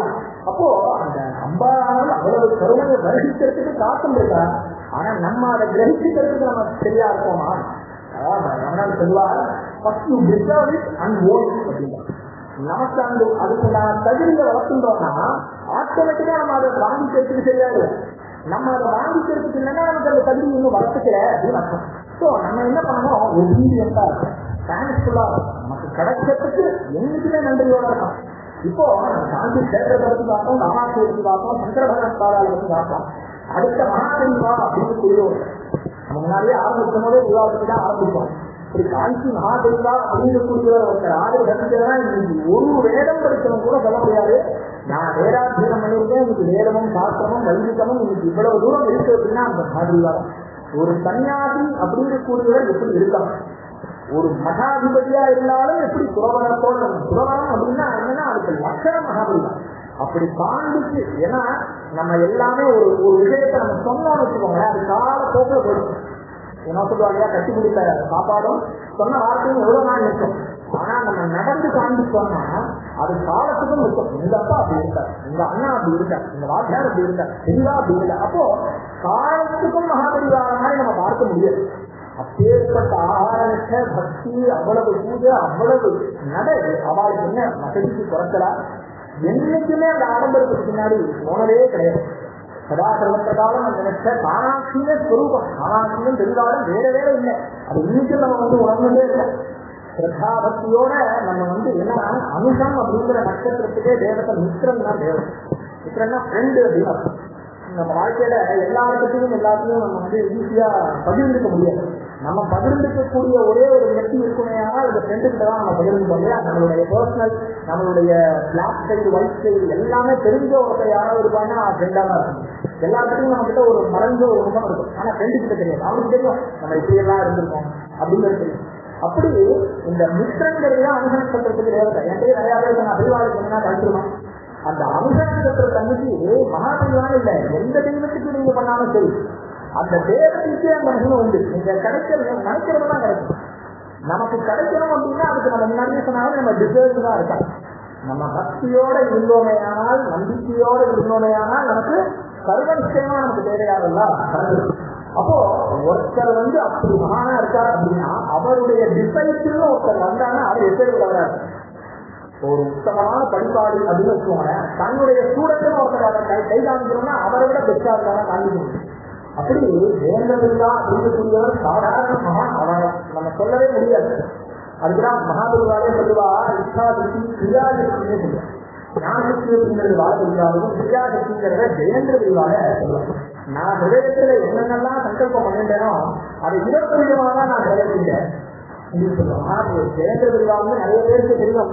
அவர் காரில் போனது சைட்ல போனதுலாம் நிறைய பேருக்கு தெரியும். ஆனா மகாபெரிவா இருந்த காலகட்ட பர்யந்தம் மகாபெரிவாவோட எவ்வளவு பாதயாத்திரை பண்ணியிருக்கா அப்படிங்கிறதெல்லாம் கணக்கு கிடையாது. அவ்வளவு சிறந்த அவர் பார்த்தேன்னா சிதம்பரத்துல வியாபார தாசம் வாசிக்கும் போது இன்னைக்குமே எல்லாரும் பெரியவர் இருந்தா அவெல்லாம் பூர்வாசனம் சொன்னா ஜீவனங்களா அவ சொல்லுவா, பார்த்தால 2-3 மணிக்கு நேரம் ஜெயேந்திர விரிவா தூக்கி பார்த்ததே கிடையாது. கோடி கோடியா பஞ்சாட்சரம், கோடி கோடியா பஞ்சாட்சரம் அந்த ஒரு அடிப்பம் இருக்கும். அதை அடிச்சுட்டோ அது ஜலம் வரும்போது சட்டுக்கு போய் தலையை காமிக்கணும். அப்படி தலைக்கு ஸ்நானம் பண்ணும்போது அவ்வளவு சிக்க இருக்கணும். ஜெயேந்திர விரிவா கோடி கோடியா அப்படி ஜபம் பண்ணிருக்கான். அவ்வளவு பஞ்சாட்சரம் பண்ணி ரொம்ப உத்தமமான ஒரு பரம்பரையில அவெல்லாம் ரொம்ப பெருசா வந்தவன். எல்லா அனுசான ஆதார செய்யணும்னா அது மகாதேவ என்கிறவுடைய புத்திரன் ஜெயேந்திர விரிவா. இப்படி அவ்வளவு பக்தி. அவரை பார்த்தேன்னா ஏதோ கன்னியாச தர்மம் ஏதோ இந்த மதத்துக்கு உண்டானது அப்படிங்கிறது மாத்திரம் இல்லை. நம்ம பாரத தேசத்தில் இருக்கக்கூடிய அனைத்து கலாச்சாரங்களையும் என்னென்ன இருக்கு. ஒரு வாத்தியம்னு நீங்க எடுத்துட்டா நமக்கு ஏதோ மந்திர வாத்தியம்னா நாடகத்துல மாத்திரம் தான், இது மாத்திரம் தான் அப்படிங்கிறது இல்லை. அந்த காலத்துல இந்த நாட்டியங்கள்லாம் எவ்வளவு விஷயம் இருக்கு. நம்ம நாட்டியம்னா பரதநாட்டியம் மாத்திரம் இல்லை, அதை தவிர இந்த லோக்கல் லெவல்ல இருந்த நாட்டியங்கள் ஆகட்டும், சின்ன சின்ன வாத்தியங்கள் ஆகட்டும், இந்த மாதிரி கலைஞர்கள்லாம் அவ ஊக்குவிக்கலாம். அது மாத்திரம் இல்ல, நம்மளுடைய இருக்கக்கூடிய வாழ்க்கை முதல்ல சரீர மாற்றம் தர்மசாதனம் ஏற்படும். பாட்டங்கள் சொல்லும்போது சரீர மாற்றம் இந்த சூழல் இருந்தாங்க சித்திரம் வரைய முடியும்னு நம்ம சொல்றோம் இல்லையா. மாதிரி இந்த உடலுக்கு தேவையான ஆரோக்கியங்கள் எப்படி கிடைக்கும் டாக்டர் இல்லையா.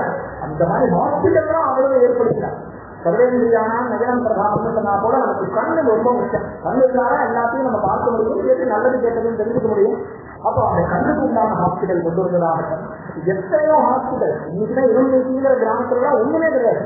அந்த கிராமத்திலேயே கட்டெடுத்து அந்த ரொம்ப சாதாரண கட்டவா ஜாதியினாலும் மதத்தினாலும் ரொம்ப புரியாத கட்டவா வாழ்க்கைலாம் படிப்பு வாசலே கிடையாது. அங்கெல்லாம் ஸ்கூல்கள் ஏற்பாடு பண்ணி அவசரத்துக்கு போறதுக்கு ஹாஸ்பிட்டல் கிடையாது, ஹாஸ்பிட்டலுக்கு ஏற்பாடு பண்ணி அத்தனை வசதியும் தெளிவா பண்ணிருக்காங்க. ஜெயேந்திர விரிவா மாதிரி இந்த லோகோபகாரமான வைதிக விஷயம் மாற்றம் இல்லாம லௌகிக விஷயத்துல திருஷ்ட பிரயோஜனம். இந்த மெட்ராஸ் நந்திடம் ராஜுனாலாம் சொல்லுவாங்க, நீங்க வைதிகாலா இருக்கு இந்த கார்கில் அந்த இது இருக்கும்போது போர் இருக்கும்போது இந்த சிரமப்பட்ட வாழ்க்கை வைதிகா உங்களுடைய கான்ட்ரிபியூஷன் நீங்க என்ன பண்ணீங்கன்னு கேட்டாங்க. அதுக்கு வைதிகாலா சொன்னாலும் நாங்க இந்த இடத்துல உட்காந்து சொன்னோம் வேலை பாருங்க. அது கிடையாதுப்பா, சிட்டிகளா நீங்க என்ன பண்றீங்க, உங்களுக்குள்ள நீங்க பிரார்த்தனை பண்ணிட்டே சரி, வெளிநாட்டுக்கு வெளி உலகத்துக்கும் தெரியும் நீங்க பண்ணணும். பத்தியன்னு சொன்னா அது நல்லா இருக்கா நீங்க சொன்னா அங்கே அவங்களுக்கு வேதாந்தம் வேண்டாம், உங்களால் முடிய ஆகாரம் வாங்கி கொடுக்கும். அவங்க போய் உங்க கைகால் நல்லா இறங்கிறதுக்கு நமக்கு எந்த வயசும் கிடையாது. ஒருத்த நம்ம கிட்ட தன்னுடைய மானத்தை விட்டுக்கு கையேந்தான் அப்படின்னா அதை போராடணும் தான் மகாசாசனை சாஸ்திரம் சொல்றது. அதனாலதான் சாஸ்திரம் சொல்றது, யார் ஒருத்தன் கொடுக்கிறதோ அதான தோஷேன அதே கழிவு. யார் ஒருத்தன் கொடுக்காம இருக்கானோ கை நீட்டு யாருக்கும் தானம் பண்ணாம இருக்கானோ அதனுடைய விளைவுதான் அடுத்த ஜென்மாவில தரித்திரனா பிறந்து கையேற்றலாம். தரித்திர தோஷேன கரோதி பாபம். அந்த தரித்திர தோஷத்தினால என்ன பண்றான், புண்ணிய பண்ணாதீங்கன்னா பாபம் பண்ணிட்டு பாபாத லட்சம் நரக்கம் பிரயாதி. அந்த பாபத்தினுடைய தன்மையினால என்ன ஆகுது, திரும்பி நரக்கத்துல பாசம் பண்றான். உணர் தரித்திரா உணரேவ பாபி. திரும்பி நடக்கு அந்த கிரமத்தினால திரும்பி பிறந்து திரும்பி பாப்பியாகி திரும்பி நடந்துட்டு போறான். இந்த கையினால குடுக்கதான் வச்சுக்கோங்க. அதனால தானம் தான் இந்த கைக்கு இது. அதாவது தானேன பானையும் நட்டு கங்கடன கைக்கு பெருசா தங்கத்துல போட்டுக்கிறது இல்லை, இதுவும் இல்லப்பா. இந்த கைக்கு என்ன அழகு, குடுக்கறதுதான் அழகு இல்லையா. குடுக்கறதுதான் இந்த கைக்கு அழகு. கையினால என்ன பிரயோஜனம், 4 பேருக்கு கொடுக்கலாம். எல்லாம் முடியலையா, உருவாய் சாப்பிட சொல்லுவாங்கயா, ஒரு பிடி அரிசிதான் கொண்டு வந்தேன். பெரிய பெரிய தர்மங்கள்லாம் பண்ண வந்தாங்க. சாப்பிடும் போது ஒரு பிடி அரிசி எடுத்துருக்கு. அது மாசத்துக்கு கிலோ கணக்கில் தரும். ஏதாவது ஒரு பாடசாலைகளுக்கு, ஆகாரம் இல்லாதவர்களுக்கு, சத்திரங்களுக்கு, இதெல்லாம் தர்மஸ்தானங்களுக்கு எத்தனையோ கோவில்கள் நித்திய நைவேத்தியம் இல்லாமல் இருக்கு. அதுக்கெல்லாம் கொண்டு போய் கொடுங்க ஆரம்பிச்சு. சின்ன சின்ன தர்மங்கள், சின்ன சின்ன தர்மங்கள் நம்ம வாழ்க்கையில நம்ம என்னென்ன பண்ணிட்டு இருக்கோமோ, ₹1,00,000 கொடுத்தாலும் தானும் கிடையாது. நம்மளுடைய உடலாலையும் மனதாலையும் வாக்குனாலையும் என்னென்ன பண்ண முடியுமோ அதெல்லாம் தர்மம் தான். அதனால்தான் முஸ்லிம்கள் சொல்லுவார், யாவருக்குமாம் இறைவருக்கு ஒரு பத்திரை. உன்னால முடிஞ்சா நாராயணா சொல்லி ஒரு துளசியை போடு, பரமேஸ்வரான்னு சொல்லி ஒரு தீபத்தை போடு, யாருக்குமாம் இன்னும் போது ஒரு கைப்பிடி, யாரோ ஒருத்தருக்கு பத்தின வந்தவர்களுக்கு ஒரு மாதம் போடு, யாருக்குமாம் பட்டியலுக்கு ஒரு வாயை ரோட்ல பசுமானதான் போறது. என்னால முடிஞ்சா நாளா இல்லை திரும்பி பசுமான போடு. இது எதுவுமே என்னால முடியல. யாருக்குமாம் பிறகு நீ உழைந்தானே, இப்படி கருவ வரணும்.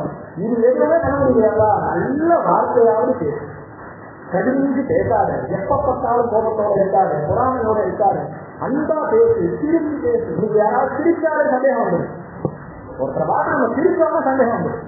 அப்படி அந்த கிட்டான முகத்தை கூட இன்னைக்கு நம்ம வெளிப்படுத்த முடியாத சந்தர்ப்பங்கள்ல நம்ம எடுத்து சொல்லுவாங்க. அந்த தானம் ஜெயேந்திர பெரியவா மகாலட்சுமி சொல்லுவாங்க. ஜெயேந்திர பெரியவா தொட்டவங்க அப்படியே இது எத்தனையோ கோயம்புத்தூர் ஆகட்டும், பெரிய பெரிய இதெல்லாம் இந்த இண்டஸ்ட்ரியெல்லாம் இந்த நிலையெல்லாம் தெரியும்.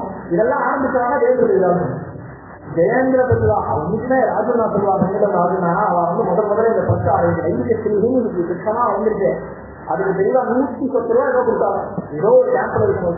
யாருடாங்கன்னா அந்த பெரியவாவுடைய அனுகிரகம் இன்னைக்கு அத்தனை பேரும் இந்து மக்களா இருக்கக்கூடிய அனைத்து மக்களுக்கும் இன்னைக்கு ஒரு பெரிய உபயோகமா இருக்கிறது என்ன, கைது.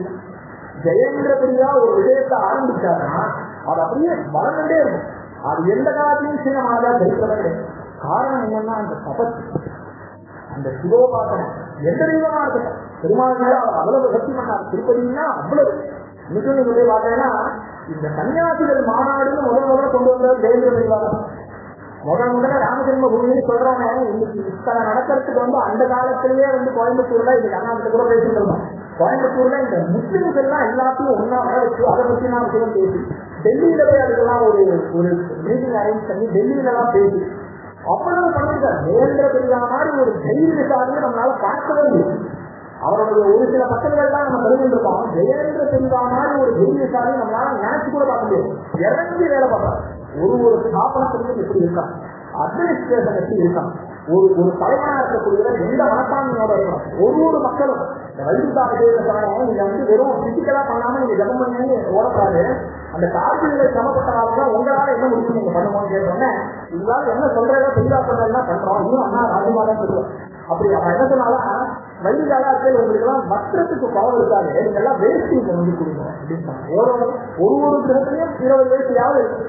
தெளிவா சொல்லி அந்த அயோத்தியா வந்தவங்க நிறைய அளவுக்கு வேஷ்டி கொண்டு வந்துருக்கோம். அப்ப அந்த இதெல்லாம் எடுத்துட்டு நீங்க என்ன பண்ணணும் தெரியுமா அப்படின்னா ராஜாங்கிறதே ஒப்படைக்கணும். அப்போ அந்த மக்கள்லாம் எடுத்துட்டு இந்த மாதிரி சிரமப்படுறவா அவளுக்காக நாங்க இதை கொடுக்கணும்னு அன்னைக்கு இருந்த திமுக ஆட்சி கலைஞர் இருந்த காலம் அவளுடைய பார்வையே மாறி போயிருக்காங்க. நீங்கதான் ரொம்ப சுயநலவாதம் நினைக்கும், உங்களுக்கும் இந்த மாதிரி எண்ணங்கள்லாம் இருக்கா அப்படின்னு சொல்லிட்டு இந்த அளவுக்கு நம்மளுடைய பத்தி அவன் என்ன நினைப்பான். நமக்கு ஆப்போசிட்டா இருக்கவங்க கூட நம்ம தப்பா நினைக்கிறதுனால நம்ம என்ன பண்ணணும், நமக்கு யாருக்கும் தெரியாம நம்ம கடவுள் பார்க்கணும் சொல்றது மாத்திரம் இல்லை, இறங்கி வேலை செய்யணும். நம்மளால உடல் ரீதியாவும் நம்ம சமுதாயத்துக்கு ஏதாவது பண்ணணும். இல்லையா முன்னாடியே சொன்னா போல பரோபகாரார்த்தம் நமக்கு மாத்திரம் இல்லை, இந்த சமுதாயத்துக்கும் நம்மளால பிரயோஜனம் ஏற்படுத்தணும். எந்த பிரயோஜனமும் இல்லாம அவன் தெரிஞ்சதான் வேண்டியதா என் ஜாதிய மதம் அப்படின்னு இல்லாம பசிதாகம் தூக்கமோ எல்லாம் சாதாரண எல்லாருக்கும் இருக்கிறதுதான். அவனுடைய கஷ்டத்தை நம்ம புரிஞ்சிருந்தோம்னா அன்னைக்குதான் நம்ம மனுஷியாலா இருக்கும். இல்லைன்னா மனுஷர்களுடைய மிருகாதிக்கரன்னு பார்த்தேன்னு சொல்லுவோம். வெறும் உடல் ரீதியான மனுஷர்களா இருக்கா, குண ரீதியா மிருகங்களா இருக்கா அப்படின்னு சொல்லி. அதனால நம்ம இன்னைக்கு மனுஷியாலா இருக்கணும்னு நம்ம நினைக்கிறோமோ அன்னைக்கு இந்த மனிதாபிமானத்தோட இருக்கோம். அப்படி இந்த மனிதாபிமானத்தை நமக்கு பிரதானமா வச்சுட்டு வாழ்ந்து காண்பித்தவர் ஜெயேந்திர பெரியவா. அப்படி ஜெயேந்திர பெரியவா அப்படிங்கிறதெல்லாம் சொல்லுவாங்க. சேதாத்ரி சுவாமியோட தங்கச்சி சேதாத்ரி சுவாமின்னு சொல்லுவாங்க. சேதாத்ரி சுவாமி திருவண்ணாமலையில இருந்தாரு.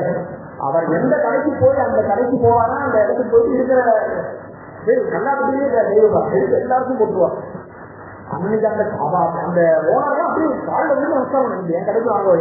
என்னன்னா அதுக்கப்புறம் அவன் ஸ்டேஜே மாறிவிடும், அவன் ஸ்டேட்டஸே மாறிவிடும், அவ்வளவு பெரிய நிலைக்கு போடுவான். அப்படி அந்த பேரே வந்து தங்கத்தையும் சேர்த்தாங்க இருப்பாங்க சொல்லுவாங்க. அப்படி பரமேஸ்வரனுக்கு அது அப்படின்னு வேறு சொல்லுவாங்க. பரமேஸ்வரன் தங்க தெரிவு. அப்படி சிவோபாசனை பண்ணி பண்ணி பண்ணி அந்த வேந்த தெளிவா எங்க தெரிவித்தாலும் மகாலட்சுமி ஜெயேந்திர பெரியவா கையினால ஏற்படுத்தப்பட்ட பில்டிங் இது அப்படின்னு சொல்லி அண்ணா சொன்னார். அப்படி ஜெயேந்திர பெரியவாளை ஒரு ஹிந்து மக்களும் எனக்கு கடமைப்பட்டிருக்கு. இன்னைக்கு ராமஜன்ம பூமி நமக்கு கிடைச்சிருக்கு அப்படின்னா நம்ம எல்லாம் சித்தார்த்தர்கள். இதுக்காக நம்ம ஒன்றும் பண்ணல. இன்னைக்கு எல்லாம் கிடைச்சதுக்கு அப்புறம் ராமா ராமா கிருஷ்ணா சொல்லிட்டு இருக்கோம். இது இன்னைக்கு இல்ல, அன்னைக்கு இதுக்காக உயிரை தியாகம் பண்ணலாம், குடும்பத்தை தியாகம் பண்ணலாம். எத்தனை குழந்தைகள் பிராணத்தை விடுதான், எத்தனை ஜீவன், எத்தனை உயிரோட எத்தனை பேர் எரிக்கப்பட்டிருக்காங்க. அப்படி அவெல்லாம் பண்ணின தியாகங்கள்லாம் நம்மளால நினைச்சு கூட பார்க்க முடியும். இது நம்மளால ஒரு சின்ன விஷயத்தை கூட நம்மளால காண்பிக்க முடியல. இந்த பகவானை காப்பாற்றுறதுக்காக அவ்வளவு சிரமப்பட்டிருக்காங்க. இன்னுமே பெருவா பெருமாளை காப்பாற்றுறதுக்காக 1000 பட்டாச்சாரியர்கள் லைனா பழைய கொடுத்தாங்க. திருமணாக்களை காப்பாற்றுறதுக்காக அப்படி பழைய கொடுத்தாங்க. அப்போ எந்த அவர்களுக்கெல்லாம் என்ன இருந்தது? தன்னுடைய மூர்த்தி ஏதோ ஒரு பஞ்சலோகம் விக்கிரகம் அவ பார்க்கிற அது உயிருள்ள விக்கிரகம்னு நினைச்சா அதனாலதான் அவருக்கு அனுகிரகம் வேண்டும். நம்ம என்ன நினைச்சிருக்கோம், இது ஏதோ ஒரு மெட்டல் விக்கிரகம், இது ஒரு பஞ்சலோக விக்கிரகம், இது தங்க விக்கிரகம், இது வெள்ளி விக்கிரகம். அது விக்கிரகம் மாத்திரம் இல்லை. அதனாலதான் சொல்றார், நதேவோ வித்தியதே காட்டே நான் பாட்டானே நான் மெருமையே தாவோகி மகா தஸ்மா தாவோ திருமதம்னு காட்டுறேன் சொல்றேன். நீ என்னப்பா பகவான் நீ நினைச்சிட்டு இருக்க, அது ஏதோ கல்லுல பண்ணது, மண்ணுல பண்ணது, மரத்துல பண்ணதுன்னு நினைச்சிட்டு இருக்க. பகவானாக இந்த மூணுகளும் இல்ல, உன்னுடைய பாவனையில இருக்க. நீ பகவான்னு நினைச்சேன்னா அது பகவானே தான். சர்வனிஷ்டமா அனுகிரகம் இல்லை. அது ஏதோ கல்லுதான் எல்லாரும் அச்சா பண்ணிட்டு என்ன கிடைக்க போகுது, பெரிய வச்சுருந்தா பெரியவா போட்டோம்னா அப்படின்னு நினைக்கிறவளுக்கு ஒன்றும் கிடைக்க போறது இல்லை. சர்வனிஷ்டமா பெரியவா பார்த்துட்டு இருக்கான்னு நினைக்கிறவா இன்னைக்கும் அவ அனுபவிச்சுட்டு இருக்கா. நம்பினார் கிடைக்கின்றது 4 மலை தீர்ப்புன்னு நம்ம படிக்கிறோம். 4 மலை தான் என்ன அர்த்தம்? வேதத்தினுடைய நிச்சயம். வேதம் பிரமாணம் பண்றது. சர்வ நிச்சயமா நான் அவனை காப்பாற்றுறேன். யாருக்கு? நம்பினவர்கள். நம்பிக்கையில இல்லாத வாழ்க்கை இன்னைக்குமே பிரயோஜனம் இல்லை. இன்னைக்கு இதுவே நம்ம பாரதத்துல பார்த்தோம், பாஞ்சாலி தன்னுடைய பலத்தினால நம்மளுடைய மானத்தை காப்பாற்றிக்க முடியும்னு பிடிச்சிட்டு இருந்த பரியந்தம் பகவான் அவளுடைய வஸ்திரத்தை கொடுக்க. என்னைக்கு என் சக்தி இங்க ஒண்ணுமே இல்லை, பகவானே உன்னுடைய அனுகிரகம் உன்னுடைய கிருபையினால மாத்திரம்தான் என்னால காப்பாற்ற முடியும், நான் காப்பாற்றப்படுவேன் நினைச்ச மாத்திரத்துல என்னைக்கு தன்னுடைய சக்தியை விட்டுட்டு நீதான் கட்டினாலும் அன்னைக்கு ஒண்ணுமே இருக்கு. அவனால வஸ்திரத்தை அபகரிக்க முடியல இல்லையா? அப்போ இன்னைக்கு நம்ம கம்ப்ளீட்டா பகவான் சரண்டர் ஆகிறோமோ சந்தேகம் ஜீவனா இல்லாம பகவான் சொல்றார், அஜ்ஜஸ்த அஸ்ரத்தனானஸ்த சம்சயாத்மா வினஸ்து நாடும் லோகோத்து நபரா அசுகம் சம்சயாத்மா பகவான் வீட்டில சொல்ற. சந்தேகம் இருக்கக்கூடியவனுக்கு எந்த காரியத்தையும் பலன் இல்லை. பலன் இல்லை பலன் இல்லைன்னா என்ன அர்த்தம்? சந்தேகத்தோட பண்ண பலன் இல்லை. எப்படி நான் சரியா பண்ணல நீங்க சொல்றேன், பலன் கிடைக்கலங்கிறது அதுக்கு பார்த்துருக்கேன். பலன் கிடைச்சிருந்தா என்ன, நம்ம சரியா பண்ணிருக்கோம்னு அர்த்தம். அப்படியும் நமக்கு பண்ணலைன்னா யாரோ ஏதோ பண்ணிருந்தாங்க. தமிழ்ல ஒரு வசனம் சொல்லுவாங்க, அதாவது நம்ம சுகம் துக்கம் பயம் சேவம் கர்மநைவ தெளியதே.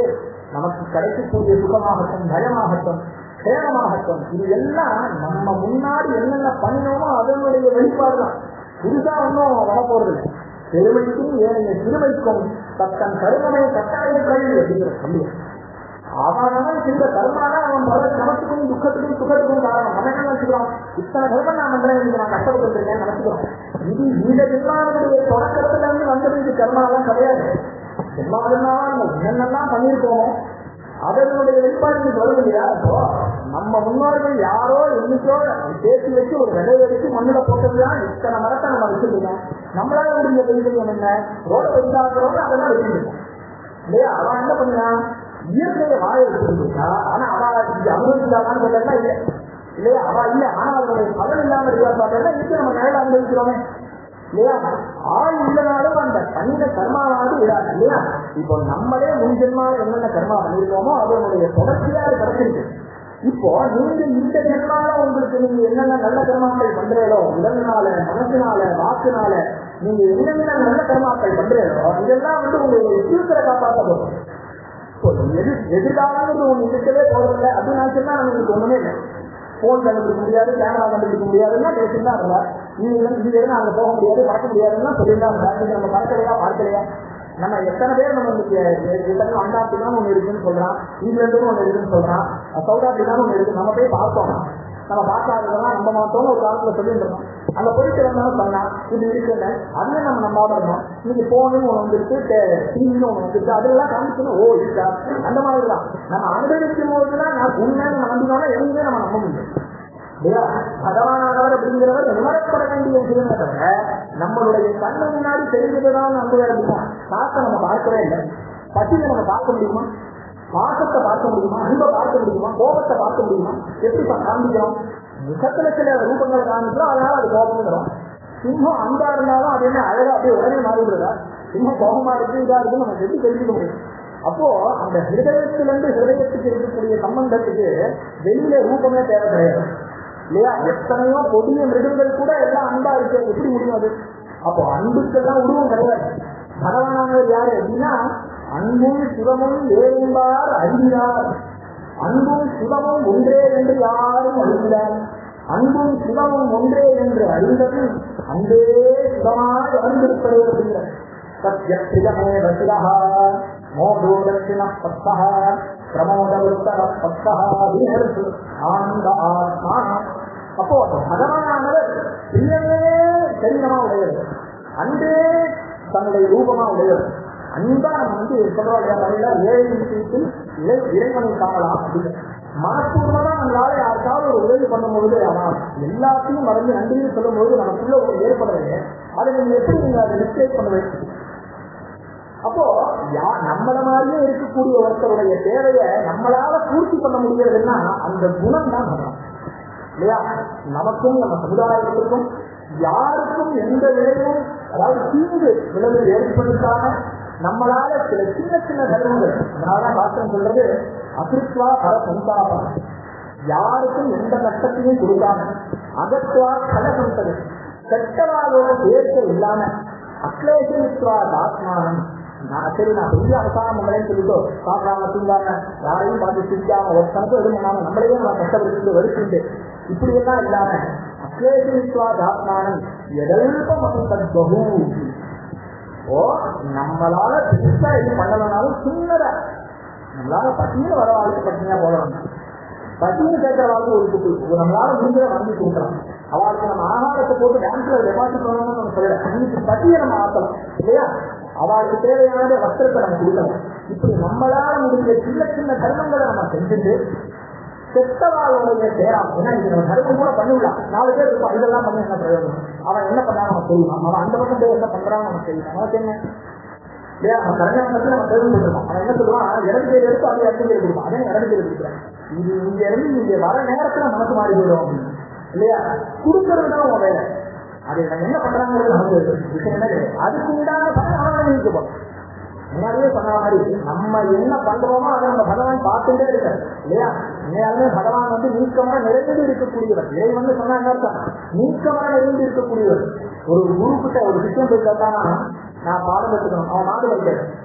பகவான் குரு கிட்ட கேட்டா எனக்கு சிஷ்யா சீக்கிரம் எனக்கு பாடம் சொல்லித்தரான் அப்படின்னு சொல்லி கேட்டேன்.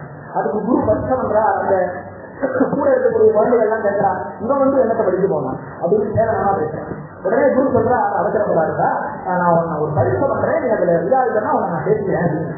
உடனே அந்த குழந்தைகிட்ட கேட்கிறா பகவான் எங்க இருக்க, பகவான் எங்க இருக்க, தேவகா புத்திர அஸ்தி, பகவான் எங்க இருக்கார் அப்படின்னு.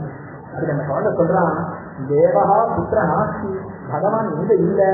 கேள்வி கேட்டவரையே திரும்பி எழுது, பகவான் எங்க இருக்காருன்னு கேட்டாங்க, பகவான் எங்க இல்லை அப்படின்னு. உடனே அவன் ஆச்சரியம் இருக்கு. அப்ப எங்க இல்லைன்னு அவர் சொன்னாருன்னா பகவான் எங்கேயும் இல்லைன்னு இல்லையா? இங்க இங்கெல்லாம் இல்ல, இங்க இங்கெல்லாம் இல்ல. இங்க இருந்து இருக்காருன்னு சொன்னாலே அங்க இல்லைன்னு தான் இல்லையா? ஒரு இடத்துல இருக்காருன்னு சொன்னா அர்த்தம் இல்ல அங்க இருக்காரு, அந்த ரூம்ல இருக்காரு அப்படின்னா ஹால்ல இல்லைன்னு இல்லையா? அப்போ அங்க இருக்காருன்னு சொன்னாலே அவர் அங்க இல்லைன்னு ஆயிடும் இல்லையா? அவர் உடனே கேட்டார் சித்திர மனசு. உடனே அவர் ஆச்சரியப்பட்டு நான் சித்திரா சீக்கிரிக்கிறேன், நீ சொன்னது ரொம்ப தெரியும், தேவகா சர்வத்திர பகவான் எல்லா இடத்துலையும் இருக்காரு, நீக்கமர நிறைந்து இருக்காரு இல்லையா? நம்ம இங்க இருக்கோம், நம்ம 50 பேர் இருக்கோம்னு சொன்னாலும் இந்த 51ஆவதா பகவான் இருந்து இருக்காரு, பார்த்துட்டே இருக்காரு. நம்ம என்னென்ன பண்றோம் ரூம கடலை பார்த்துட்டு நமக்கு போர்வையை போட்டு நம்ம உட்காந்துருந்தாலும் நமக்குள்ள அந்த சாட்சியா இருக்காரு. ஏகோ தேவகா சர்வபூதேஷு பூதா சர்வவியாபி சர்வபூதாந்தராத்மா சாட்சி சேதா தேவம் விகுணஸ்தேன பாரதம் சொல்றது. அனைத்து ஜீவராசிகள்கிட்டையும் அந்த சாட்சி ரூபமா பகவான் இருக்கார். நீ என்னென்ன பண்ணிட்டு இருக்க, உன் மனசுல இருக்கிற ஓட்டம் என்ன, நீ வெளியில என்ன வேணா சொல்லலாம், உன் மனசுக்குள்ள என்ன இருக்குங்கிறத நமக்கு வந்து பகவான் பார்த்துட்டே இருக்கான். வெளியில நம்ம ஏமாத்தலாம், ஆனா நம்ம மனசுக்குள்ள என்ன கல்மசம் இருக்கு? ஏன்னா கடவுள் கல்மசத்தானா பாபத்ரவியோட ஜீவினா விதிப்பியா விதினா கோவிந்த கீர்த்தனம் இல்லையா? நம்ம இந்த கலியுகத்துல நம்ம விஷயம்லாம் விவகார விஷயத்துலதான் இருக்கும். நம்ம உபயோகப்படுத்துறது, சாப்பிடுறது, உடுத்திக்கிறது, இந்த மாதிரி வஸ்துக்கள்லாம் அது ஏதோ ஒரு வீட்டுல பாபத்தை சார்பதாதான் இருக்கும் இல்லையா?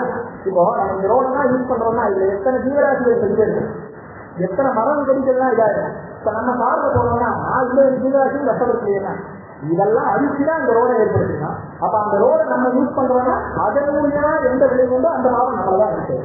ஒரு கார் யூஸ் பண்றோம், பைக் யூஸ் பண்றோம், அந்த கம்பெனி மூலியமா அதனுடைய ரசாயனத்தின் மூலியமா எத்தனை பேர் எத்தனை வியாதி எத்தனை வந்துடும், அதுக்கெல்லாம் நம்ம தான் விவாதம் இல்லையா? அதெல்லாம் நமக்கு தெரியாமலே வந்து இல்லையா? அதனாலதான் காத்தார்கள் சாயங்காலம் எழுந்துக்கும் போது நம்ம ராத்திரி படுத்துக்கும் போது சொல்றோம், தெரிஞ்சோ தெரியாமலோ நான் என்னென்ன பாபம் பண்ணிடணும், எனக்கு தெரிஞ்சோ எனக்கு தெரியாமலோ அதெல்லாம் நீங்க எடுத்து பண்ணி அனுகிரகம் பண்ணணும் இல்லையா? எப்படி பார்த்தேன்னு வச்சுக்கோங்க, ஜென்மாவுக்கு தாரி சொல்லியே தெரியாது, அதையும் மீறி நமக்கு நல்லா இருக்கணும், சௌக்கியமா இருக்கணும், 3 நேரம் சாப்பாடு கிடைக்கிறது, உடுத்த உடை உணவு எல்லாம் கிடைக்கிறது, வீடு இருக்கு, எல்லாம் இருக்கு, நல்ல குழந்தைகள் இருக்கா, படிப்பு இருக்கு, இப்படி ஒரு சமுதாயம் இருக்கு, சட்டங்கள் இருக்குன்னா நம்ம எவ்வளவு தூரம் நன்றி கடன் காண்பிக்க வேண்டியது யோசிப்பாங்க. நம்மளாம் கடனாளிகள், ஜென்மாவுக்கு நமஸ்காரம் பண்ணிட்டே இருந்தாலும் அந்த கடனை தீர்க்க முடியும் இல்லையா? அம்மாவுக்கு நம்ம என்ன சொல்லுவோம், ஜென்மாவுக்கு அம்மாவுக்கு நம்ம நமஸ்காரம் பண்ணாலும் அந்த கடனை தீர்க்க முடியுமோ? எத்தனை மனம் அம்மாவுக்கு குரணத்தையே அபிஷேகம் உள்ள அம்மாவுடைய கடனை தீர்க்க முடியுமா? முடியவே முடியாது. அதனாலதான் மாற்றம் சொல்றது நஷ்டமாக அம்மாவுக்கு சமமானவாளோ அவளுக்கு மேலானவாளோ நம்ம பார்க்க முடியாது, அதவனுக்கு சமமானவனோ அவனுக்கு மேலானவனோ பார்க்க முடியாது. நம்ம வாழ்க்கையெல்லாம் இந்த அளவுக்கு பவித்திரமா நமக்கு எல்லாமே கிடைச்சிருக்கு, அதுக்கு நம்ம எப்பயும் நன்றியோடு இருக்கோம். இன்னைக்கு எடுக்கின்ற படைப்புல வந்து பார்த்தீங்கன்னா காமாட்சி, ஆச்சாரியால், பெரியவா, தேவேந்திர பெரியவா, அதே வகையில இருந்த பாலபெரியா, இன்னைக்கு அந்த ஞானசக்தியா இருந்து எத்தனையோ வேதங்கள், பெரிய பெரிய ஸ்கூலுக்காகட்டும், காலேஜாகட்டும், ஹாஸ்பிட்டலுக்காகட்டும், இப்படி ஞானத்தினாலையும் தன்னுடைய எல்லா இடத்தினாலையும் என்னென்ன தர்மங்கள் பண்ண முடியுமோ அப்படி அவிச்சின்ன பரம்பரையா இன்னைக்கு நமக்கெல்லாம் பண்ணிட்டு அனுகிரகம் பண்ணிட்டு அப்பேற்பட்ட உத்தமமான பீடத்தையும் அந்த காமாட்சியும் ஸ்மரிக்கக்கூடிய பாக்கியம் நமக்கெல்லாம் கிடைக்கும் இல்லையா? இதுக்கெல்லாம் நம்ம வந்து பெரிய புண்ணியம் பண்ணிருக்கோம். ஏன்னா தத்விஷயத்தை கேட்கறதுக்கு புண்ணியம் வேணும், இல்லைன்னா தத்விஷயம் கிடைக்காது. வேற எல்லாம் கிடைச்சிடும், சத்சங்கம் நமக்கு கிடைக்காது. ஏன்னா வெட்டியா பிரயோஜனமே நாம இடத்தையும் பார்த்துட்டு இருக்கோம், விவகாரம் பண்ணிட்டு இருக்கோம், ஏன்னா இதுக்கே இருக்கு போன பண்ணிட்டு இருக்கோம். இந்த மாதிரி சத்விஷயத்தில் ஈடுபடணும், மனசையும் புத்தியையும் உடலையும் சத்விஷயத்தில் ஈடுபடுத்திட்டு நல்லோர்களோட சேர்ந்து கெட்ட விஷயத்துல கெட்ட சகலாபத்தெல்லாம் தியாகம் பண்ணிட்டு முடிஞ்ச அளவுக்கு மனம் ஒளி நெய்தலால் என்னென்ன தர்மம் என்னென்ன விஷயங்கள் பண்ண முடியுமோ அதை பண்ணிட்டு நம்மளால் இந்த வாழ்க்கையை வாழ முடியுமானால் நானும் மோட்சத்துக்கு போவோம் அப்படிங்கிறது எந்த விதமான சந்தேகமும் கிடையாது. நம்மளாலையும் மோட்சம் அடைய முடியும். மோட்சங்கிறது ஒன்றும் ஏதோ கிடைக்க போகாது, ஏதோ கிடைக்காது, கண்ணு தெரியாதுங்கிறதுலாம் கிடையாது. இருக்கும்போது வாழும்போது நம்மளால அடைய முடியும். எப்படி இந்த மாதிரி ஒரு வாழ்க்கையை வாழ முடியும்னா நம்மளால அதுவும் முடியும். ஏன்னா பகவான புரிகிறவர் உணர்வு விஷயம் தான். இப்போ கண்ணாடியில ஒரு ரூபத்தை பார்த்தோம், அது முழுக்க அழுக்கா இருக்குன்னு வச்சுக்கோங்க. அப்போ அந்த ரூபம் அந்த கண்ணாடியில தெரியலன்னு நம்ம சொல்லிட முடியுமா? இழுக்கு மரத்தில் இல்லையா? அந்த அழுக்கை எடுத்த உடனே நம்மளுடைய ரூபம் பிரகாசிக்கும். அப்ப நம்ம சொல்ல முடியுமா? இல்ல இதுக்கு முன்னாடி அந்த ரூபம் இல்லை, இப்பதான் தெரியுதுன்னு சொல்ல முடியும். முன்னாடியும் தெரிஞ்சுதான் இருந்தது.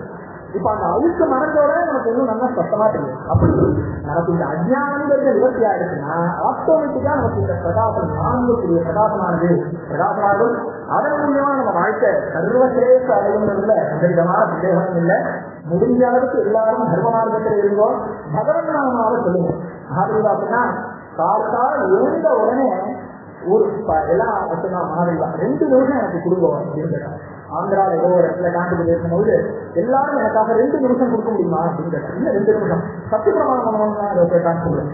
இல்லை இவ்வளவு பெரிய தெளிவாக கேட்கறாங்க, தாராளமா சொல்லலாம். அந்த காத்தால வேண்ட மாசத்துல நாராயண நாராயண நாராயணன் சொல்லிட்டு நாராயண நாமஸ்மரணத்தோட எழுந்துட்டாங்க. ஒவ்வொரு நிமிஷம் 60 ராத்திரி படுத்துக்கிறதுக்கு முன்னாடி சிலசிதா சொல்லிட்டு படுத்துக்கணும். இதை மாத்திரம் எனக்காக நீங்க எல்லாம் பண்ணி வந்து சத்தியம் பண்ணி கொடுங்க அப்படின்னு சொல்லி கேட்டாங்க. சரி, அந்த மாதிரி எவ்வளவு சின்ன தர்மம் பாருங்க. வேதம் படிக்க முடியா, வேதம் படிக்கணும். வேதம் படிக்க முடியலையா, வேதம் படிக்கிறதால அவளுக்கு தேவையானதை பண்ண முடியும். இதெல்லாம் பண்ண முடியலையா, சாமானிய ஜனங்கள் அடுத்த வேலைக்கு ஆகாரம் இல்லை, வஸ்திரம் இல்லை, என்னால படிக்க முடியல, இப்படிலாம் இருக்கிற வாழ்க்கை நம்மளால முடிஞ்ச உதவியை நம்ம பண்ணிட்டு நம்ம வாழ்க்கையை பவித்திரமாக்கிறது அப்படிங்கிற லட்சியத்தை நம்ம எடுத்துக்கலாம். அழகா நாடு தேவேந்திர பிரிவா பாரதியா எல்லாம் நம்ம எப்படி எடுத்துக்கணும்னா அவளுடைய உபதேசங்கள்னால எடுத்துக்கணும். ஏன்னா அவளுக்கு வந்து கூடல் கிடையாது, சிக்க கிடையாது. இந்த சிகையும் பூணலும் நமக்கு இருக்கு இல்லைன்னு வச்சுக்கோங்க, நம்ம பண்ற கர்மாக்கள் எல்லாம் நம்மளால கட்டுப்படுத்த முடியாது, நமக்கு சேராது. அப்போ இது ரெண்டுமே இல்லாத ஒரு சன்னியாசி பரமசிவ பிரகாரம் பகவானே நினைச்சிருக்காரு, 4 மணி நேரம் பூஜை பண்றாரு. யாருக்காக? அவளை ஆசிரியம் பண்ற நமக்காகதான். அவளுக்கு புண்ணியமோ பாப்பமோ அவளுக்கு சேராது. சத்யபுத்திராராஜி சுகிருதத்தாதிருத்தியான் விஷந்தப்பாபகிருத்தியான் வேதம் சொல்றது. அப்படி அவர்களை யாரெல்லாம் நமஸ்காரம் பண்றாளோ, யாரெல்லாம் அவரை பற்றி ஸ்துதியா பேசுறாளோ, யாரெல்லாம் அவர்களை வணங்குறாளோ, அவ பண்ற அந்த சந்திரமோகீஸ்வர பூஜைகளுடைய பலன்தான் நமக்கு வருது. நமக்காக ஆசீர்வாதம் பண்ணி நமக்காக கொடுக்குற அவளுக்கு எதையுமே எடுக்க முடியும். அறம் பாவம் என்னும் அருள் தரித்திரால் சக்தி அப்படின்னு சொல்லுவாங்க. புண்ணியம் பண்ணாலும் அதனுடைய பிரயோஜனமான சுகத்தை அனுபவிக்கிறதுக்கு பிரயோஜனம், பாவம் பண்ணினாலும் அதனுடைய பிரயோஜனமான துக்கத்தை அனுபவிக்கிறதுக்கு பிரயோஜனம் இல்லையா? அது ரெண்டுத்துல விடுபடும். அதுக்காகதான் சன்னியாசம். அப்போ அவ பாப்பமும் பண்றதில்லை, புண்ணியத்தை பண்ணிட்டே இருக்காளேன்னு கேட்டா நம்ம எல்லாம் நமஸ்காரம் பண்றோம் இல்லையா, நமக்கெல்லாம் அது ஒண்ணு சரி. அதுவே அவளை விரோதம் பண்றா, அவளை தப்பா பேசுறா, அவளை கெடுதலா பண்றா, அதெல்லாம் ஏதோ ஒரு ஜென்மால அவளுக்கு ஏற்பட்டிருக்க பாப்பங்கள்லாம் அது அவளுக்கு. அதனாலதான் இன்னைக்கும் சாதாரண ரெண்ட மாத்திரமே எதிர்ப்பூத்தியம் அப்படின்றதான்னு என்னைக்கும் யார பத்தியும் நம்ம புறம் பேசப்படாது. அதுவும் முக்கியமா சன்னியாசிகள் விஷயத்துல ரொம்ப பக்தி சிரத்தையோட இருக்கணும். அப்படி பக்தி சிரத்தை இல்லைனாலும் பரவாயில்ல, நம்ம என்னமோ ஒரு லெஃப்ட் ஹேண்டில் பண்ற மாதிரி அதெல்லாம் ஒன்றும் கிடையாது அப்படின்னு நம்ம பேசவே. என்னைக்குமே எந்த சன்னியாசியா இருந்தாலும் சரி, காதாயம் வச்சுருந்தா தண்டம் வச்சுருந்தா அவளுக்கு நம்ம நமஸ்கரிக்கிறதுக்கு கடமைப்பட்டிருக்கோம். அதுவும் யாருக்காக நமக்காக. அவன் 4 மணி நேரம் 5 மணி நேரம் உபவாசம் இருந்து பூஜை பண்றாரு அப்படின்னா அந்த பலன் உங்களுக்கு வேணும்னா நமஸ்காரம் பண்ணுவோம். அந்த புண்ணியம் வேணும், நீங்க சௌக்கியமா இருக்கணும்னா நீங்க நமஸ்காரம் பண்ணுவோம், அவளை பக்தி பண்ணுவோம் இல்லையா? ஆகவே பூஜிதாமஹா அப்படின்னு வேறு சொல்றோம். இந்த சன்னியாசி இந்த பிரம்மஜானத்தை அடைஞ்சவாள ஆசை அவளை நம்ம ஆசிரியம் பண்ணிட்டோம்னாக்கா பூஜிதாமஹா இந்த லோகத்துல நமக்கு தேவையான அனைத்தும் கிடைச்சிருந்து வேறு சொல்லுது. சன்னியாசிகள்லாம் நம்ம பூஜை பண்றதுனால என்ன கிடைக்கும், அனுசரம் நமஸ்காரம் பண்றதுனால நமக்கு என்ன கிடைக்கும்னா இகலோகத்துல நமக்கு தேவையான அனைத்தும் வரப்படும். நம்ம தெரிஞ்சு தெரியாம நம்ம வாழ்க்கையில என்னென்னலாம் பண்ணிருக்கோமோ அதெல்லாம் நிவர்த்தியாரு. பாப்பம் நிவர்த்தி ஆயிடுச்சுனாலே நமக்கு புண்ணியம் ஆட்டோமேட்டிக்கா வந்துடும் இல்லையா? ஒரு பாத்திரத்தை அழிச்சு இருக்குன்னு வச்சுக்கோங்களேன், அதை நீங்க கிளீன் பண்ணாம எவ்வளவு நல்ல வஸ்துக்களை போட்டாலும் கட்டுதான் போகும். இப்போ இந்த அழிச்சு பாத்திரம் அழிச்சு கருணாக்களை நீங்க சரிப்படுத்தணும், சுத்தப்படுத்தணும்னா என்ன வழி? இந்த தீர்த்தி குருவம் தீர்த்தானி வாந்தேனகராதுதா காலேன பலவே தீர்த்தம் சத்தியஸ்தாது சமாகதா. தீர்த்தம்னா என்ன சொல்றோம்? ஜலத்துக்கு நம்ம தீர்த்தம்னு சொல்றோம், சுத்தப்படுத்துறதுக்கு ஜலத்துதான் யூஸ் பண்றோம். அப்படி நம்மளுடைய அழுத்த போக்கிக்கிறதுக்கு, நம்மளுடைய கர்ம வினையை போக்கிக்கிறதுக்கு சன்னியாசிகள் ஆசிரியம் பண்ணணும். அப்படி நம்ம ஆசிரியம் பண்றதுனால நமக்கு அழிச்சுங்கக்கூடிய அஜானங்கக்கூடிய இந்த கர்மா எல்லாம் இருக்காது, ஆட்டோமேட்டிக்கா நம்ம சுத்தமாகும். சுத்தமான ஒரு பாத்திரத்துல ஒரு பொட்டு ஜலம் விட்டாலும் நல்லபடியா இருக்கும். அசுத்தமான பாத்திரத்துல நீங்க அமிர்தத்தையே விட்டாலும் வேஸ்ட் தான் இல்லையா? நம்மளை சுத்தம் பண்ணிட்டு, நம்மளை பவித்திரம் பண்ணிட்டு, நம்ம புத்தி மனசெல்லாம் சரி பண்ணிட்டு, இதுக்காக ஏற்படுத்தப்பட்டது அந்த ஆசிரமம், இந்த சன்னியாச ஆசிரமம். இப்படி வந்தவாழ்தான் இந்த வித்தியாசம். அதனால நம்ம அனைவரும் எவ்வளவு முடியுமோ முடிஞ்சா நேரில் போய் தரிசனம் பண்ணுங்க. சத்தியாசாதுகமான சாஸ்திரம் ஒரு நாள்ல இந்த திதி, இந்த வாரம், இந்த நட்சத்திரத்துல போய் இந்த இடத்துல இத்தனை தடவை ஸ்நானம் பண்ணனா உனக்கு இந்த பலன்னு சொல்றது. 5 சிதாத்திரம் ஜாங்கீரே கங்கையிலே நீங்க ஸ்நானம் பண்ணாலும் 3 ராத்திரி இருக்கணும்னு சொல்றது. சிதாத்திரம் ஜாங்கீரே பஞ்சராத்திரம் செய்யாமே யமுனையில போய் ஸ்நானம் பண்ணி அந்த புண்ணிய வரணும்னா 5 ராத்திரம் இருந்து ஸ்நானம் பண்ணணும்னு சொல்றது. ஆனா பஞ்சாதிகள் பத்தி அப்படி சொல்லவே இல்லை. சத்தியா உடனே இன்ஸ்டன்டா அவனுடைய பாபத்தை நிவர்த்தி பண்ணி அவனுடைய கர்மாவை அழைத்து நமக்கு சத்தியத்தை கொடுத்துருவாங்க. அதனாலதான் சன்னியாசிகளை ஆசிரியம் பண்ணணும். இந்த பெரியவாள்லாம் நமக்கு கிடைச்சது நம்மளுடைய பாக்கியம். இப்பேற்பட்ட நீளம், இப்பேற்பட்ட மகத்மம், இப்பேற்பட்ட பெரியவா, இப்பேற்பட்ட காமாட்சி இதெல்லாம் நமக்கு கிடைச்சிருக்கு. அவனை ஸ்மரணம் பண்றோம் அப்படின்னாக்கா நம்ம எல்லாம் பண்ணியிருக்கு. இது எல்லாரும் மனசுல வாங்கிட்டு இப்பேற்பட்ட ஒரு வாய்ப்பை எனக்கு கொடுத்துருக்கு. அவங்க எல்லாருக்கும் நான் நம்பிக்கை நஷ்டாபத்திலிருந்து இந்த பாகியத்தை நான் பூஜை பண்றேன். கரணம் பார்வதி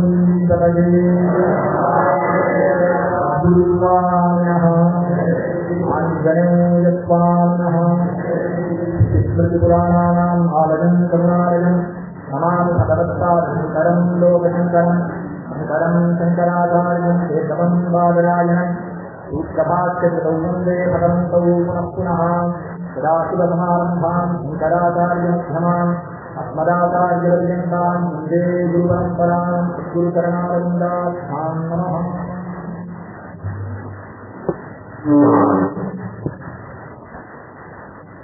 இந்த அவகாசம் ஜாஸ்தி எடுத்துட்டு ஒரு 10-15 நிமிஷம் எக்ஸ்ட்ரா ஆச்சு.